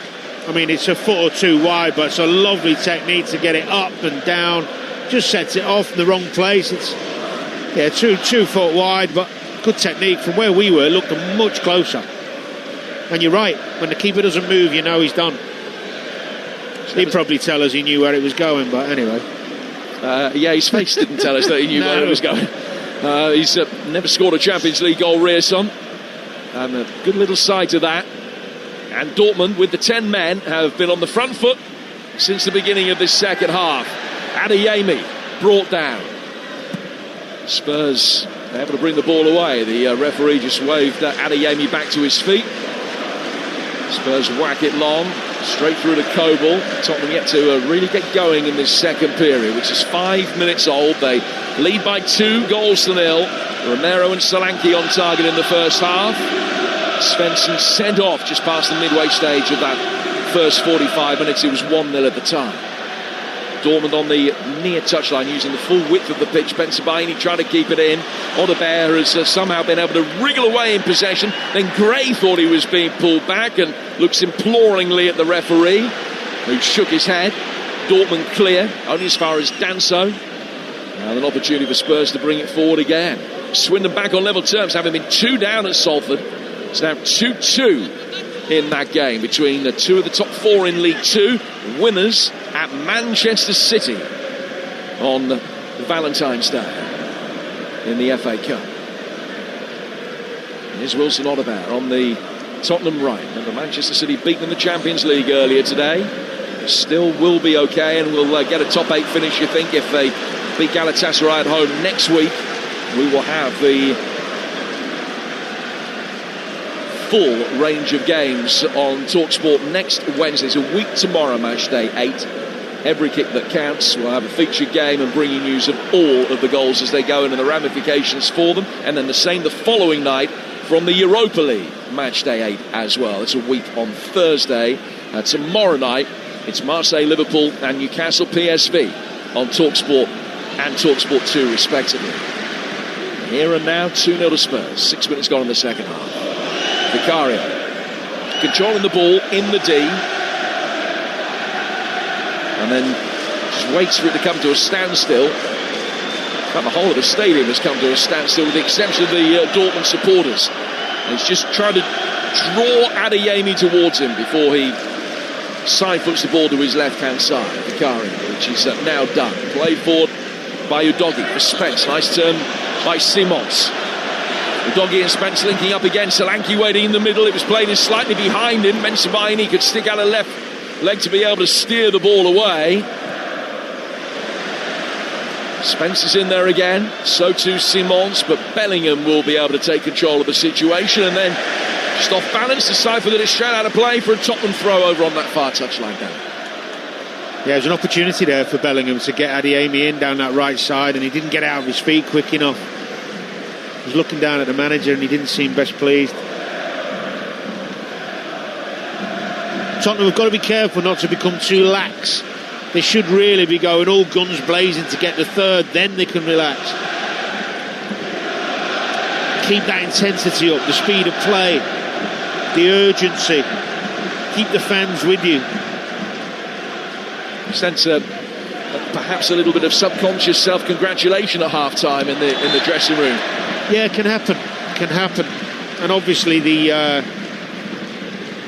difficulty sometimes is you're winning 2-0, you're not being pressed, you just keep passing the ball around because you think, well, we're seeing the game out. And there is some logic in that at times, but not 50 minutes in, 52 minutes in. You really want to be using that numerical advantage, that energy, and just really going after them and putting it to bed. Charlton have one back at home to Derby at the Valley. Charlton 1, Derby 2, with Campbell's goal, his second of the season. Spurs in possession over on the far touchline, which is their left flank. Udogie to Spence, faced up by Yankoto, who really struggled in that first 45. It's laid back here for Simons, but again his technique perhaps not all it might be, slightly off balance and just falling away. He's just cut across the ball and sent it into the south stand. Well, it's poor technique. I mean, his goals in his career, he's not a great goal scorer in terms of numbers for the position he plays, and it's probably why. Gets a lot of his chances round the edge of the box. You've got to be really good technically, know when to really lace it and have a straight ball, a low one that's going to damage, like deceive the keeper. But that curly one, that lofty one, wasn't the way. He's running too fast for that type of technique.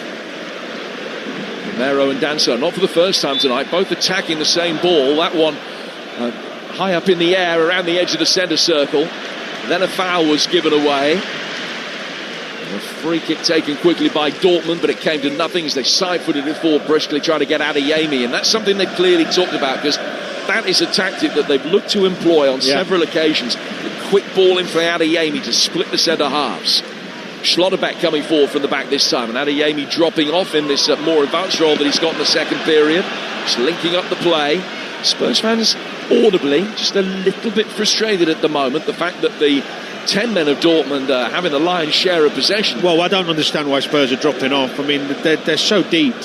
They've got an extra man. They won it back now. This is better, but they were too deep. And they'll get it forward towards Oliver again, the danger man of the first half. Wins the throw. Schlotterbeck comes across to clear. Mastantuono has given Real Madrid a 3-0 lead at home to Monaco. And Norwich are going to be out the bottom three of the Championship tonight. The third straight winning coming for them. They're 3 up away to Eric Ramsey's West Brom. Done a good job, hasn't he? Since he's gone in there, they were way off it. Yeah, Clement turning things around at Carrow Road. As I mentioned, that'll be a third straight win. Spurs have got a player down injured at the moment. That gives us an opportunity to check on how Arsenal are getting on in Italy. Alex Crook is gone in the second half. It's still Inter Milan 1, Arsenal 2. Eberechi Eze forcing a good save from Jan Sommer down to his right, as close as we come to a goal in this second half. 2-1 Arsenal. And quickly around the Championship as well. First to Coventry, Dave Brown. Coventry 1, Millwall 1, end to end stuff second half. Best chance fell to Millwall on the counter. Ballo playing it through to Ivanovic, beat the offside trap 1-on-1. Rushworth with a stunning save. Still Coventry 1, Millwall 1. And if it stays as it is at the moment, Ipswich will be within 6 points of them, and they'll have a game in hand. They're cruising at Portman Road tonight. Ian Abrahams. They certainly are. Ipswich 2, Bristol City 0. Jack Clark with both. One in each half, one at the beginning of the first half and the same in the second, and they haven't really looked like they're going to concede either. Ipswich 2, Bristol City 0. And Hull are only going to be 9 points off the top with the game in hand as they win at Preston. Steve Hoversall. Yes, Preston 0, Hull City 3, and Hull devastating in attack. Miller, Famiwo, Ollie McBurney all scoring tonight. McBurney's 10th of the season, and a night of positives. Top scorer Joe Gelhardt has now returned to action after 9 games out. So it's Preston 0, Hull 3. Bergvall back on the field, having received treatment for Spurs, and we're back underway in driving rain now, which will make the walk to Seven Sisters a delight. Do you know what? I was just thinking the same about my walk back to the car. Usually I've got a little brolly that I bring, but it would look nice when I got out of the car. I didn't bother. Schoolboy. Yeah, schoolboy. Absolutely. Thilo Kehrer has scored an own goal for Real Madrid. 4-0 up against Monaco now, and Norwich are 4 up at West Brom. Ben Brazine with the latest goal on a bad night for the Baggies at the Hawthorns. It's going to be an 8th defeat in their last 11, and they're under pressure with the relegation battle looming large in the rearview mirrors now. Schlotterbeck's been caught here for Dortmund and is writhing around in pain just near the halfway line. Who was it came on earlier before the game and saying he fancied West Brom in the betting odds? He obviously doesn't know his stuff. Well, I'm sure that he's been financially punished by the sound of it on the back of that. Salford 3, Swindon 2. Luke Garbutt has put his back ahead in the FA Cup. Schlotterbeck still down receiving treatment. It's been a real stop-start over the last 4-5 minutes or so, which gives me an opportunity just to remind you what's coming up over the course of the next few days on Talksport. We've got the 2 games tomorrow, Marseille against Liverpool and then Newcastle against PSV Eindhoven. Bless you, Danny. On Talksport and Talksport 2, build up at 7 ahead of an 8 o'clock kickoff. Thursday night, Villa at Fenerbahce, 5:45 on Talksport 2. Forest at Braga at 8 on Talksport. Live Championship action on Friday night, Derby against West Brom, and all the news as it happens from the transfer window as well. We're talking of good transfer windows. Virgin Radio, what a transfer window they've had, bringing in Huey Morgan, which, if you've never heard Huey Morgan's show, Saturday and Sunday, 10 till 2, look in the dictionary, under Vibe, it just says Huey Morgan. It is sensational. If you've never checked it out, it's there on demand on the Talksport app. You'll be able to get it, but really one worth checking out. It's a unique show in music radio, just to punctuate all the live football that we bring you here on the Talksport network. An equaliser for Ajax at Villarreal, 1-1 there, and a battle between two who are both going to be going out, and we're back underway here at Spurs with Schlotterbeck having received his treatment. He's back on the field. Free kick taken by Bensebaini, headed out of play, and it's going to be a throw that Dortmund will take midway inside the Spurs half.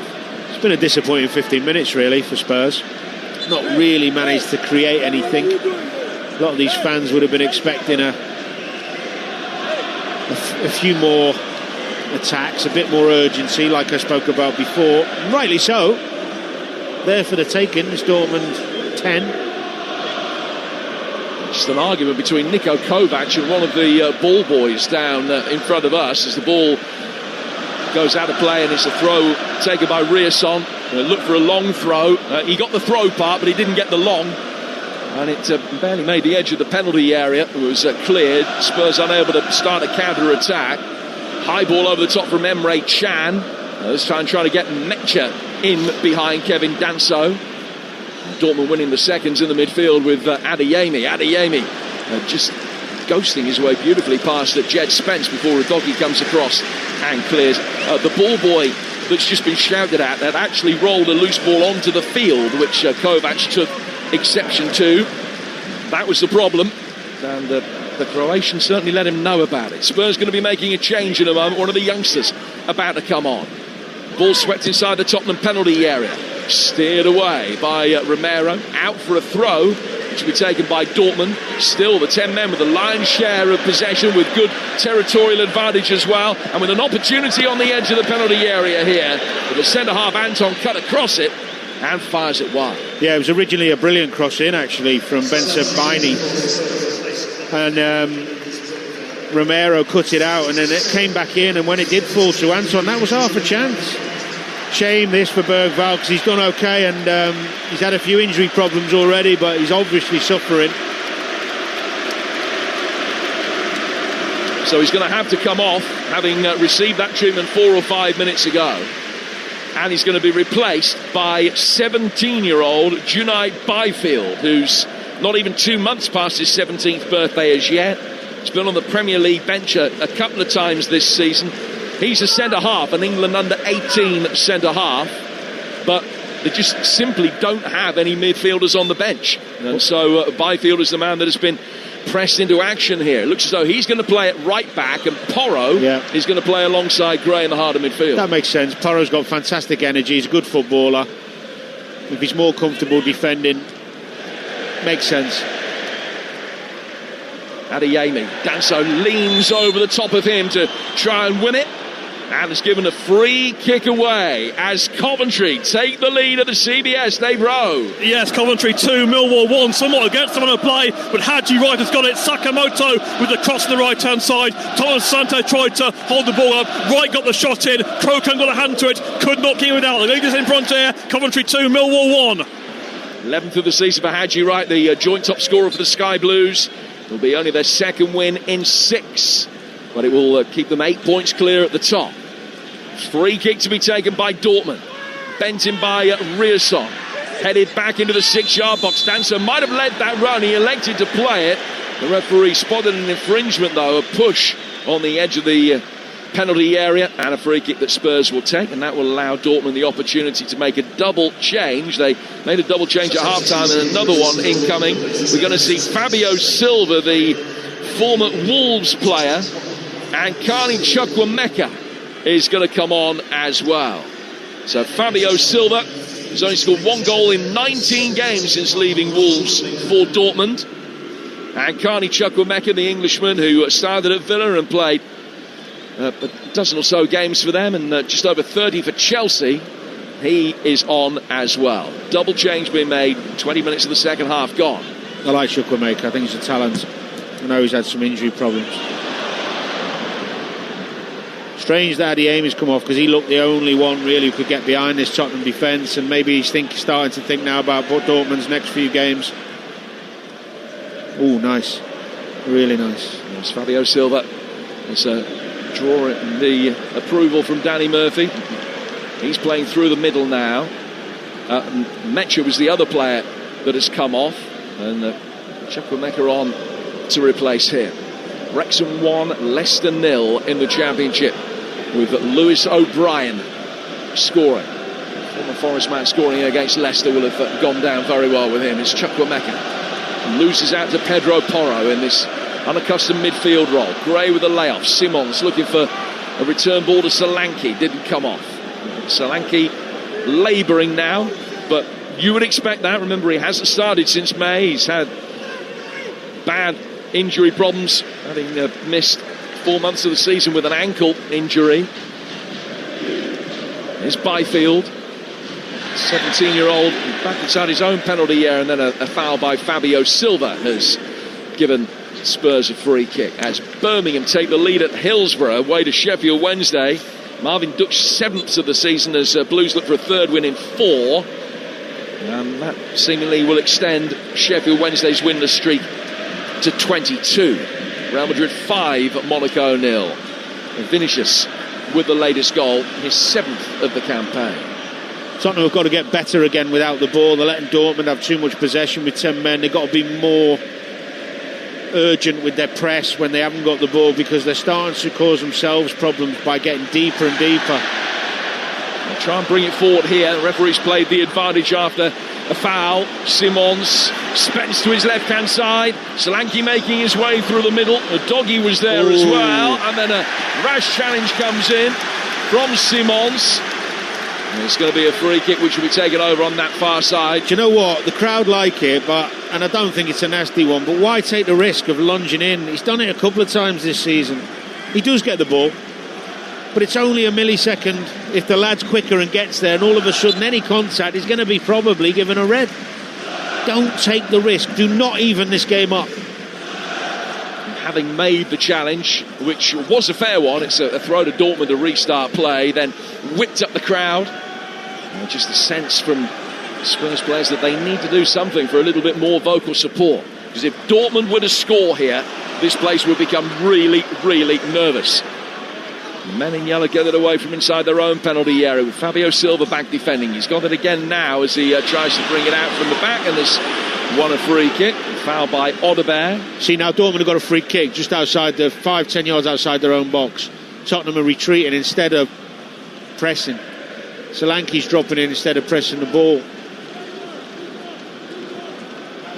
Silva. Now Emre Can. Anton for Schlotterbeck. The two centre-halves. Chukwuemeka able to turn. It's too easy. Spurs just haven't been able to lay a glove on them in the second half at all. I mean, well, some of it might be deliberate. The manager might be saying to them, don't go silly, don't go pressing continually, getting played through, just keep what you've got, and then when you can break. But I disagree with that wholeheartedly.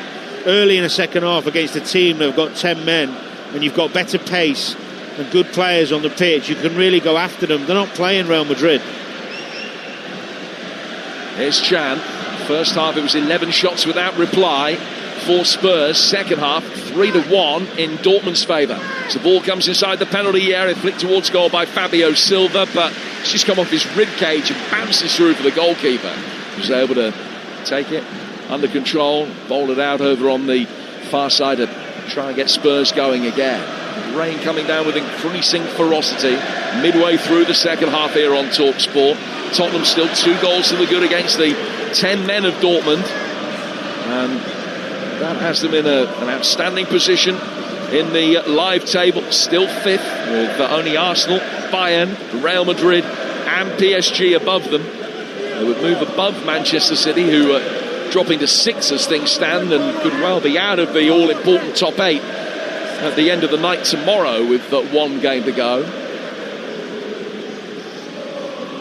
Dortmund still in possession. The second half, the possession in the 60s for Tottenham, and Dortmund with the 10 men that have had the majority of it in this second period. But Bray's got it now. Turning away from trouble, then straight into it. Bellingham dispossessing it. Fabio Silva trying to bring it forward. It's ricocheted off him. Away from Simons. He's another one that, like Solanke, is visibly labouring at the moment. Spurs come across and the doggy puts it out, and it's a throw which will be taken by Dortmund on halfway. We're going to see another change, and here's Kolo Muani, and he will replace Dom Solanke with 20 minutes to go. Yeah, makes sense. I mean, Solanke, we know he's really good off the ball, and a lot of the good pressing from Tottenham in that first half was triggered by him. His energy, understandably, he's flagging a bit. Maybe why they decided to drop off a little bit, because he can't keep doing it. But now Muani's on, you'd fresh legs. Maybe he can just give them that little bit of energy they need to start pressing a bit higher and really try and put this game to bed. Because as you say, 1 goal can be a set play, can be a wonder goal, and all of a sudden the nervousness kicks in, momentum changes. He's only scored in one of his Spurs games so far, Randal Kolo Muani. He's on loan from PSG. He was able to play against them. He scored twice in that match at the Parc des Princes, which Spurs lost 5-3, having led. Riasson with the ball inside the penalty area, headed away. It would have drifted through to safety. Romero claiming he didn't get a shout. Spurs get it forward. Kolo Muani can't get it to stick. And there is palpable tension here now with 20 minutes to go, because they're being forced deeper and deeper, Spurs. The 11 against 10. Joe Bellingham. Schlotterbeck.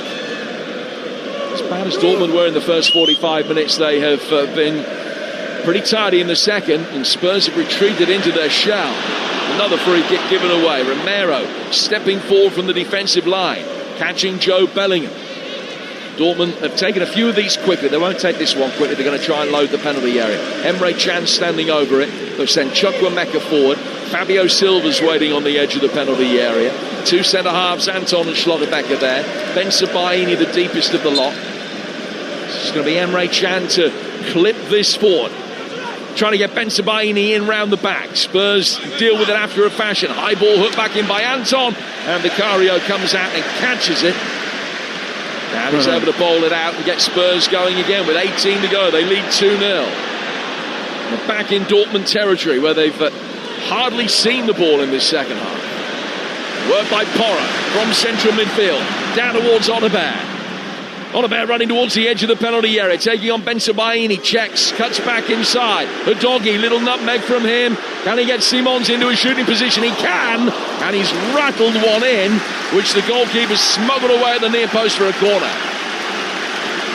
Yeah, better.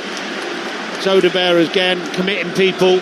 Nice pick out to Udogie, but he doesn't want to hit that on his right foot, and he should have done. And then it's tight in the box, and Simons dribbles past a couple. It's quite an acute angle, isn't it?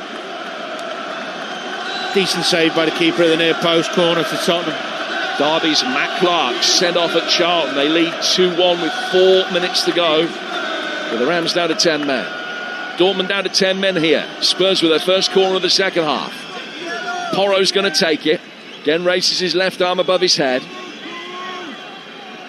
Spurs with plenty forward. 6 in the penalty area. Gray first appeal away. It's an away swinging delivery. And it's a header at the far post, which has gone just wide from Romero. Did that hit the outside of the post, or did the goalkeeper help it round the post? Judging by the reaction of the South Stand, it was the latter, but a goal kick's been given. Yeah, it was a great header from Romero. He did well because it was quite a deep one and it was coming in at some pace. And he got it back, I thought, on target. And it either clipped the post with the goalkeeper's hand. We can't see from that replay. Goal kick given. See, now the press should be on. They've worked it out of the right and have Dortmund. It's with Bellingham. It's slightly liver press from the Lily Whites. They're not going with uniformity. Ball goes back the other end for Vicario, who measures a side-footed ball out from harm's way. Spurs again have it, but inside their own half with Tell for Gray. Back from him to Romero. Simons looks fitter, he looks stronger than he had a month or two ago when I saw him. He's had some better games recently. I know he's got a couple of goals and assists, but does look physically better, that's for sure. Porro. Simons still out there. They'll be desperate to try and get 90 minutes out of him if they can. Sliding challenge comes in to get it away from Gray. Simons looks at the referee. They collided, yeah. Could have been a yellow for the ref, that. I know, having spoken to a couple of the Dortmund club commentators at half-time, they felt that not only was it the red card for Rierson ridiculous, but they were unhappy with the referee's position because they felt that he had obstructed Rierson about 3 seconds before he made the challenge. So there was certainly a lot of dissension from them as to the legitimacy of the decision. We're going to have another break in play now. I think that's a technical problem for the referee, and maybe the batteries have gone in his battery pack. Dortmund are going to make a change. Koto is coming off, and the final substitution that we're going to see is Max Bayer, an occasional wing-back. Once scored in the quarter-final of the Club World Cup against Real Madrid. He's going to come on. And still, the officials I think Simons, I think the collision with Simons has done his gearing. Just knocked everything out of kilter. More goals to tell you about. West Brom 0, Norwich 5. Wow. Visgarden has completed the scoring, you would imagine, as that game goes into stoppage time. The second goal for Birmingham at Sheffield Wednesday. Kyogo, who has struggled for goals this season for Blues. but they lead 2-0 at Sheffield Wednesday. A consolation goal for Monaco at Real Madrid, seemingly. Real Madrid 5, Monaco 1. Copenhagen equalised at home to Napoli with a goal from Jordan Larsson. That's better. Simons, the press from Spence higher up. Simons getting the second ball. Now they can work it forward again with Colin Muani running towards the edge of the penalty area. They're backing off. And then he goes down. There's a collision with Anton, who just stood his ground, according to the referee. And it's a throw to Spurs, which has been given. The incident will be looked at, but I can't see that one being overturned. No, it's nice and positive from Muani, but when he gets in the box, I thought there he could have hit it on his left foot. Then he tried to take another touch because he wanted to get in on the right, but nah, it's nothing there. The officials agreed with you, Danny. We're back underway with the throw. Kevin Danso has possession on halfway. Back from him to Byfield, and he'll work it back inside his own half. Let's find out how Arsenal are getting on. Away to Inter Milan. Here's Alex Crook. 13 minutes to go here. It's still Inter 1, Arsenal 2, but this game is in the balance. Esposito has just flashed a shot right across the face of goal. It may have taken a crucial nick off Mosquera on the way through. Inter 1, Arsenal 2. Now Spurs bringing the ball forward. Goalkeeper comes out, makes a good save with his feet. Colin Muani took it towards the edge of the penalty area. Coble came out and just stopped. Well, he should have scored, Muani, but I don't know what the keeper was doing. He could have come and picked it up. He stopped. He had the old lead boots on. Now a little backheel flick on the edge of the penalty area again from Colin Muani. But they can't play Odebear in. And Bellingham will be able to bring it away. That was bizarre goalkeeping. Really bizarre. Well, in that situation, ordinarily a goalkeeper would either come out and clear it, retreat very quickly, or come out and sweep up. He could have done either, but he got himself stuck in no man's land and then just stared Colin Muani down. He did nothing more than that. Well, although he did make a mistake, he gave Muani a really good chance. He's doing it again. This time he's going to retreat back to his own goal. It's a ball that was played forward. Dortmund hoping that it had the legs to go out of play. It hasn't. Fans are having a little pop at Muani because I think they thought he'd give up on that, unless he thought he was offside. But this is the chance. He's onside before. The keeper stays static, and I think he's just got to be clever there and knock it round him before he goes in the net. Would have done in the world of good confidence-wise. Would have been his first goal here. He's still waiting for that. Porro. It's 2-0 to Spurs. Clipped in here, but away from Colin Muani, from Simons, and through to the goalkeeper. The Scottish Premiership, Livingston, moments away from a first win in 22, stretching back to the 9th of August, and they've conceded an 89th minute equaliser at home to St Mirren. Alex Gogic with the goal in that game between two of the bottom three. Livingston 1, St Mirren 1, Norwich have won 5-0 at West Brom. It's finished 0-0 in League One between Stevenage and Bolton.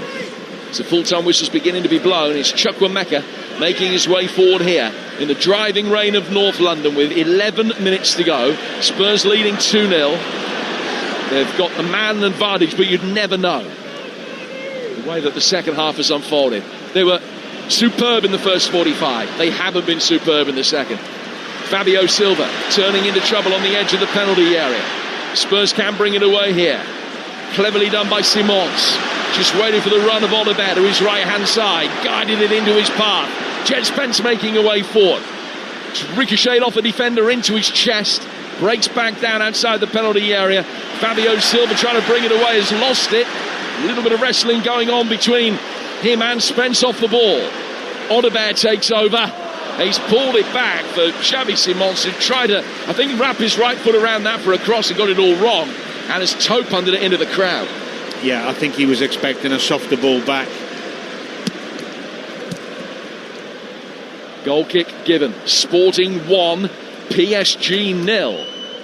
With Jose Avelade. And it is full-time at Coventry, Dave Rowe. Coventry 2, Millwall 1. The leaders have seen it through for back-to-back home wins. Hadji Wright with the winner on both occasions. It was Esse who got the opener for the home side after good play by Mason Clark and Hadji Wright. Millwall played well. They equalised through Ivanovic in the first half after a cross by Aziz, and then Ivanovic denied by a brilliant save by Rushworth in the second half. The winner scored by Wright after Sakamoto's cross was held up by Thomas Asante, and Wright drilled home. Coventry with back-to-back wins. Coventry 2, Millwall 1. Birmingham have won 2-0 at Sheffield Wednesday. Swansea 3, Blackburn 1 is the result as well. 9 minutes to go here. Spurs 2 up against the 10 men of Dortmund. Still haven't put this to bed as yet. Chukwuemeka trying to find a way through inside the penalty area, but can't. PSG back on level terms almost straight away with Kvaratskhelia scoring the equalising goal. Sporting 1, PSG 1. That would take PSG up to 13 points. They may well need to win on match day 8 for a top 8 finish. They're at home to Newcastle on match day 8, which a week tomorrow. Full time at Portman Road in the Championship as well for Ian Abrahams. Ipswich 2, Bristol City 0. Both goals from Jack Clark. The first a low shot, the second he swept in from Azon's ball in. But take a look at Vitek's first half save from Azon. It's worthy of going in the Gordon Banks category. It was that good. Ipswich 2, Bristol City 0. Clark up to 10 for the season, and Ipswich stay 9 points behind Coventry, but move up to second. Middlesbrough not in action till tomorrow. Spurs will bring the ball away here. With the order there, was just given a little clip there. Looked as though it might have been by the substitute Bayer. The referee says play on. Danso clears from inside his own half, but it's literally just punting the ball upfield for the sake of it, getting it out of harm's way, and Dortmund are going to bring it straight back again. I think they were frustrated again with Muani, the crowd, for not chasing the lost causes. They're on him a little bit.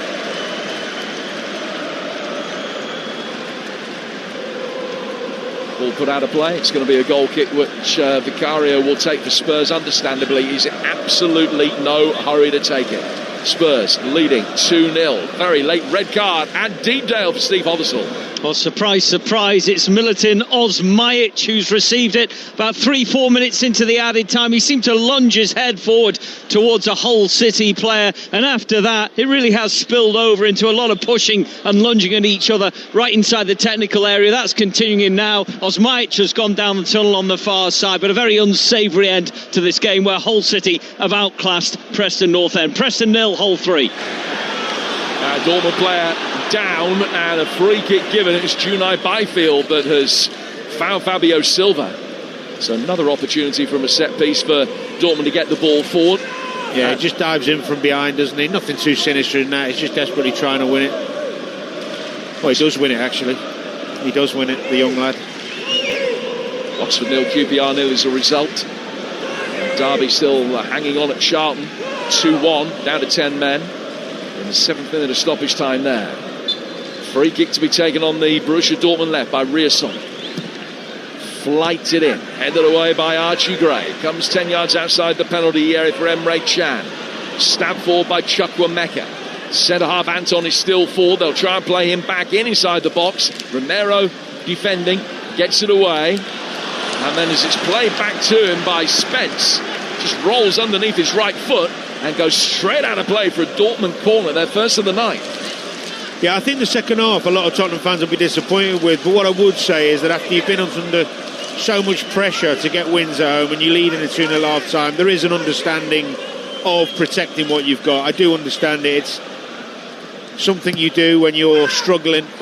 As the corner comes in, and it's met by a header that's not got the right angle on it at the near post and goes back outside the penalty area. Recycled by Joe Bellingham, whose big brother Jude has just scored for Real Madrid. They're 6-1 up against Monaco.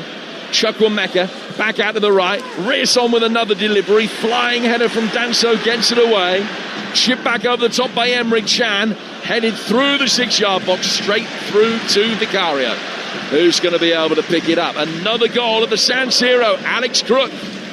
And it's going to be 7 successive Champions League wins for Arsenal. Inter 1, Arsenal 3. Victor Gyökeres off the bench has just picked out the top corner from 20 yards out after a rapid Arsenal counter-attack. 3-1 to the Gunners. Now mathematically through, and now it is all going off over on the far side with Archie Gray involved with Rierson, and a yellow card is shown to him, and I think to the Dortmund defender as well. Plenty of finger pointing going on, and smiles are broken out on the faces of the protagonists now. Porro just having a little word as well. Spence was down, Chukwuemeka got involved, and then Rierson went in unnecessarily over the top of Gray. And he reacted. I think he had the right to react, but not in the way that he did, pushing the palms of both hands into the chest very forcefully. It was a naughty little challenge, but the last thing with the Tottenham squad being so weakened at the moment, the last thing he wants to do is get himself a red card and miss any games for a silly retaliation. He's limping around a little bit, actually. It looks like he's struggling. Spurs looking for a third inside the penalty area. Simons knocked away from him, and then Randall Kolomuani. Play forward by Bellingham. It's really good ball retention from him, and then another free kick has been given. Poor challenge coming in. That time on the left-hand side from Destiny Udogie, just caught Fabio Silva from behind. Full-time whistle is blown as well at Deepdale now in the Championship, Steve. Yes, Preston 0, Hull City 3, and try stopping this Hull attack when they're hungry for goals. Tonight they showed why they will almost certainly finish in the top 6. First half goals from Miller and Famiwo, then Ollie McBurney's 10th of the Championship season at the start of the second half finished this contest. Frustrations boiling over for Preston at the very end. Osmajic in added time, a straight red card for lunging his head at John Lundstrom. Impressive from Hull City tonight, and they've got their top scorer Joe Gelhardt back as well. Preston 0, Hull City 3. Thank you, Steve. Derby have won at Charlton by 2-1. Salford are through. In the Cup they've beaten Swindon 3-2, and they will go to Manchester City next again. Lost 8-0 to them last time. I was at that game. Here's Chukwuemeka threading through towards Fabio Silva, and easily cut out. And Spurs will be able to bring it away. Yeah, I was there as well. It was a good game between Man City and Salford, unless you're a Salford fan. Yeah, I didn't enjoy it quite as much, if I'm honest. No, I can see that. 2 minutes to go here. Another great day for them, though. Yep, fantastic. And they'll turn up and they'll be expecting it will go slightly better than last time. Had a bit of luck in the draw, City. What was it? Exeter in the last one? 10-1? Yeah, just the 10 against Exeter. Quite hurts the Torquay fans saying that. 90 seconds to go, the 90 minutes at 2-0. The score. As the ball is punted through the middle again by Vicario. Colin Moani not chasing it with any real ferocity. Spence did, to his credit. It was cleared by Coble, brought down by Chukwuemeka in the heart of the midfield.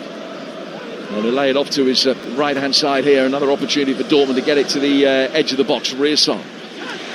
Gray across, wins it back, down by the corner flag. As Ajax score what may well be a late winner at Villarreal. They're 2-1 up there. Villarreal 1, Ajax 2. And that would mean that Villarreal are out. Ajax will live to fight another day. They have to win next week to give themselves a chance of ending up in the top 24. Got a minute to go in this one, and there was a lot of nervousness at one stage about 20 minutes ago, but I think that is dissipating now. Yeah. Feels as though Spurs are there. Chukwuemeka towards the edge of the penalty area. He's done well since he come on, Chukwuemeka. He's made a difference. Spurs get it clear with Dancer. Right through the midfield. And be picked up by the goalkeeper again. You're listening to Spurs Dortmund in the Champions League, live on Talksport with Enterprise Rent-A-Car. Here for it. Book now at enterprise.co.uk. Elsewhere in the Championship, Wrexham still leading Leicester 1-0, going towards stoppage time. As Dortmund win another free kick. Rearson, the player that was brought down 2 yards from the right-hand side of the penalty area. Just near the corner of the box, really. And if they were to score from this, stoppage time would be precarious. Free kick that will be taken in front of those travelling Dortmund supporters holding their yellow scarves above their heads. 5 minutes of stoppage time for Spurs to successfully navigate. They still have a numerical advantage and a 2-goal lead. But can they repel this one? 6 in yellow and black, standing inside the penalty area, including Bellingham, nearest the penalty spot, and he's the nearest player to this Rearson free kick. He's making his way forward now towards the edge of the 6-yard box. Centre forward's coming in behind him, and it's a good save from Vicario. It was firmly met by a header. Schlotterbeck powering it towards goal pretty centrally, and Vicario would have been disappointed had that beaten him, but he's helped it on its way over the bar. Yeah, it was a good firm header. Straight above Vicario, did well, just nice and safe, just get it over, defend again. It's the first time we've seen Schlotterbeck really cause any problems from a set play. I know they haven't had too many, but... Second Dortmund corner. And the referee has asked for the ball to be put back on the quadrant. Has been now. In it comes towards the near post. It's headed away. Couple of touches. Might break Simon's way outside the penalty area. She's got to wait for the ball to drop. Counter-attack is on. 4 against 2. Good ball. Pedro Porro inside the penalty area. Has waited and delayed too long. Then a challenge comes in from Chukwuemeka. That was clean. And Dortmund can bring it away. Why didn't he shoot? Well, his touch wasn't great, and then he's overthinking. It's really poor. Really poor decision. Silva's got it for Dortmund. Forced infield by Byfield, the young centre-half who's done okay coming on at right back for his... It was a great break, actually, because Simon's made the right choice. 3v2. Played the spare man. Porro got the ball out of his feet. You've just got to get it out of your feet and either place it either side or smash it. Dance over the header clearance that falls Emre Can's way. An equaliser for Leicester at Wrexham laid on 1-1 there. Clearance from Porro inside his own penalty area. Spurs fans, what have you made of this performance tonight? First half and second half, so completely contrasting. Jamie O'Hara, would love to hear your views. Carlton Cole taking the calls with Jamie after we're done here at 10:15. Your chance to have your say on the sports bar. The book you call now, 0371722 3344. React to yet another win in Europe for Arsenal incoming, and a very significant defeat for Manchester City away to Bodo Glimt, who'd never won in the group stage of the Champions League before tonight. Beat City 3-1, Rodri set off. Your thoughts on all of that with the boys? 0371722 3344. Sporting lead PSG in stoppage time 2-1. In comes the latest cross from the left-hand side from Bayer. Breaks for Chukwuemeka. Had to hurry the shot on the edge of the penalty area, and he's looped it over the bar. Yeah, not his best effort. Good defending from Danso, just did enough to put him off. He's actually done well tonight, Danso. Gets on with his business. Tough. Quick, good in the air. Doesn't particularly overplay. I like that about him. Arsenal have won. They've beaten Inter Milan by 3-1. We'll get full-time details at the end of this game, but it's a 7th straight European win, something they've never done before. They are through to the round of 16 with a top 8 finish now guaranteed with a game to spare. They're going to be through with some bit to spare as well. Another long ball play forward from Dortmund. That one headed neatly by Byfield. Back to his goalkeeper, Vicario. Remember, Spurs tonight without Maddison, Kulusevski, Davis, Basuma, Dragoshin, Tell, Gallagher, Bentancur, Kudus, Richarlison, Van der Ven, Polina and Sarr. Solanke not match fit. Simon's playing through the pain barrier. Gray coming into the match with a knock. And in that context and the pressure that Thomas Frank was under, you've got to say that this is a job well done, even if they have fallen away in the second half quite markedly. Credit where credit's due. Absolutely right. Here's Simons on the right-hand side. He's flicking it down the line for Wilson Onabare here. Late in the game, still 2-0 to Tottenham after those goals in the first half from Romero and Solanke. Ball cleared by Bayer. Picked up again, though, by Byfield for Spurs. Danso, big Austrian, round-shouldered, gets the ball back from Janai Byfield, the much more slightly built defender to his right, lays it back for Vicario. He's whacked it through the middle. It beats everybody and drifts through towards Koval, and that is the end. Well, plenty of speculation coming into the game that, irrespective of what happened tonight, it might be Thomas Frank's last 90 minutes in charge. But his team have given the Tottenham power brokers something to think about, because that was a vast improvement in really difficult circumstances.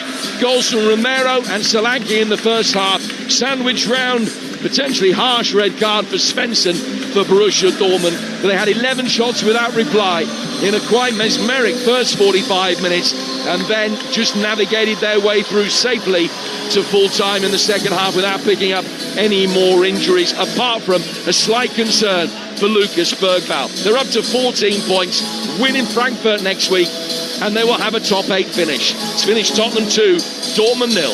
Boy, did Thomas Frank need that. Did these Spurs fans need that as well? And the players certainly did. Thomas Frank going round, as he normally does, to be fair. Win, lose or draw. It's usually lose here. And he's congratulated his players, shaking hands. He's very wet after all the rain we had in the second half here at the Tottenham Hotspur Stadium, but he won't mind that one bit. Danny Murphy, can you describe how relieved Thomas Frank will feel right now? I think he'll be happy for the players, for the supporters, obviously for himself. Might get a decent night's sleep. I think as a player, when I've been in positions where you're losing a lot and the fans are really angry and frustrated, you just feel a sense of relief and pleasure that you can then just have a week where training can be more enjoyable. Everybody can be looking forward to the next game rather than turning on the news or reading anything online where you're seeing the negativity. And he can talk about the positive aspects tonight. He's got a lot of injuries, players missing, some players have come in, as Jim was saying, playing with injuries, who put a really good shift in for him tonight. I thought their first half performance was terrific, before and after the sending off, and you know, he can be proud of the players tonight because they've, under really difficult circumstances, put in a decent performance. They did, and listen, in terms of the Champions League, it's absolutely fantastic for them. It takes them into that top 8, gives them a real hope ahead of the trip to Frankfurt next week, and Frankfurt aren't as good as Dortmund in the Bundesliga, so they can feel confident. Maybe they'll have players back for that as well. It's a huge moment, I think, in Tottenham Hotspur's season, certainly a huge moment in Thomas Frank's Tottenham Hotspur career. There was some saying he's going to go whatever happens here tonight, so we'll see what the shakeout is from it, but he knows that whatever happens, he's won tonight, and if it had been defeat, the fallout would have been intensified for him. Dominic Solanke with a goal, and you've got to be pleased for him. Hasn't scored since May. That's good news for him, potentially good news for England if he could go on a run between now and the end of the season. Yeah, I mean, minutes under his belt, high level competitive game, a goal to go with it for confidence. All positive from Solanke's point of view. Big question mark for now, I suppose, is, you know, does he throw him in again at the weekend against Burnley? Because what you don't want to do is throw him in just because he scored and had a decent 60-70 minutes and then lose him again. You know, that's the delicate balance. You could argue, with the way things have gone for Spurs, does he make any changes? He will, of course. I mean, Bergwijn looks like he's got an injury. Gallagher will be fit, won't he? Available. Yep. And he's unlikely to leave Van der Ven. I understand that. But that system and that team tonight is just beaten, aside from the German Bundesliga, who've had a damn good season and been hard to beat for a lot of teams in Europe. So does he reward those players? It's a difficult one. It is. What's really interesting is, and I'm fascinated by the Spurs fans here, because we've had a bit of an insight tonight, haven't we? There's empty seats, and I think we can kind of understand that. Cheap seats are 70 quid, and their team's not playing well.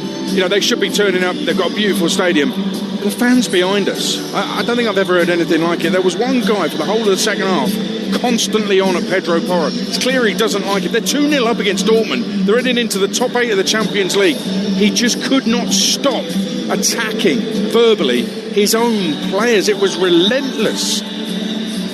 I think it's a minority, thankfully, who are that vociferous. It was bizarre. I mean, I don't know whether there's a personal vendetta going on there, but it was at times uncomfortable second half, not just with him behind us, but you know, there was a section on at Muani. I think the main one, they thought he was not running for the ball. I think he thought he was offside, so he stopped his run thinking somebody else could run past him, and they're thinking he's not putting the effort in. But anyway, I mean, this frustration is born out of months of performances. It's not just about tonight, and you can't be a footballer at this level and just take the rewards. You can't just take the good bits. You've got to prove them wrong. Nearly every footballer I've spoken to, apart from the odd genius, has had moments where the crowd are on you. Somebody doesn't like you, a section of the crowd are on you. You've got no choice but to turn it round, work hard, show your quality, keep doing the right things. And I actually thought Porro did all right tonight. Some of his crossing was phenomenal. Yes, he was a bit tired and sloppy in that chance on the end, and he gave a ball away here in about the 92nd minute. Probably because he's been... I mean, he puts more effort in than most, to be fair to him. You could argue about his defensive qualities, but in terms of his commitment to the cause, he's putting himself about. No day. Spencer was good as well. Thought there were some good performances.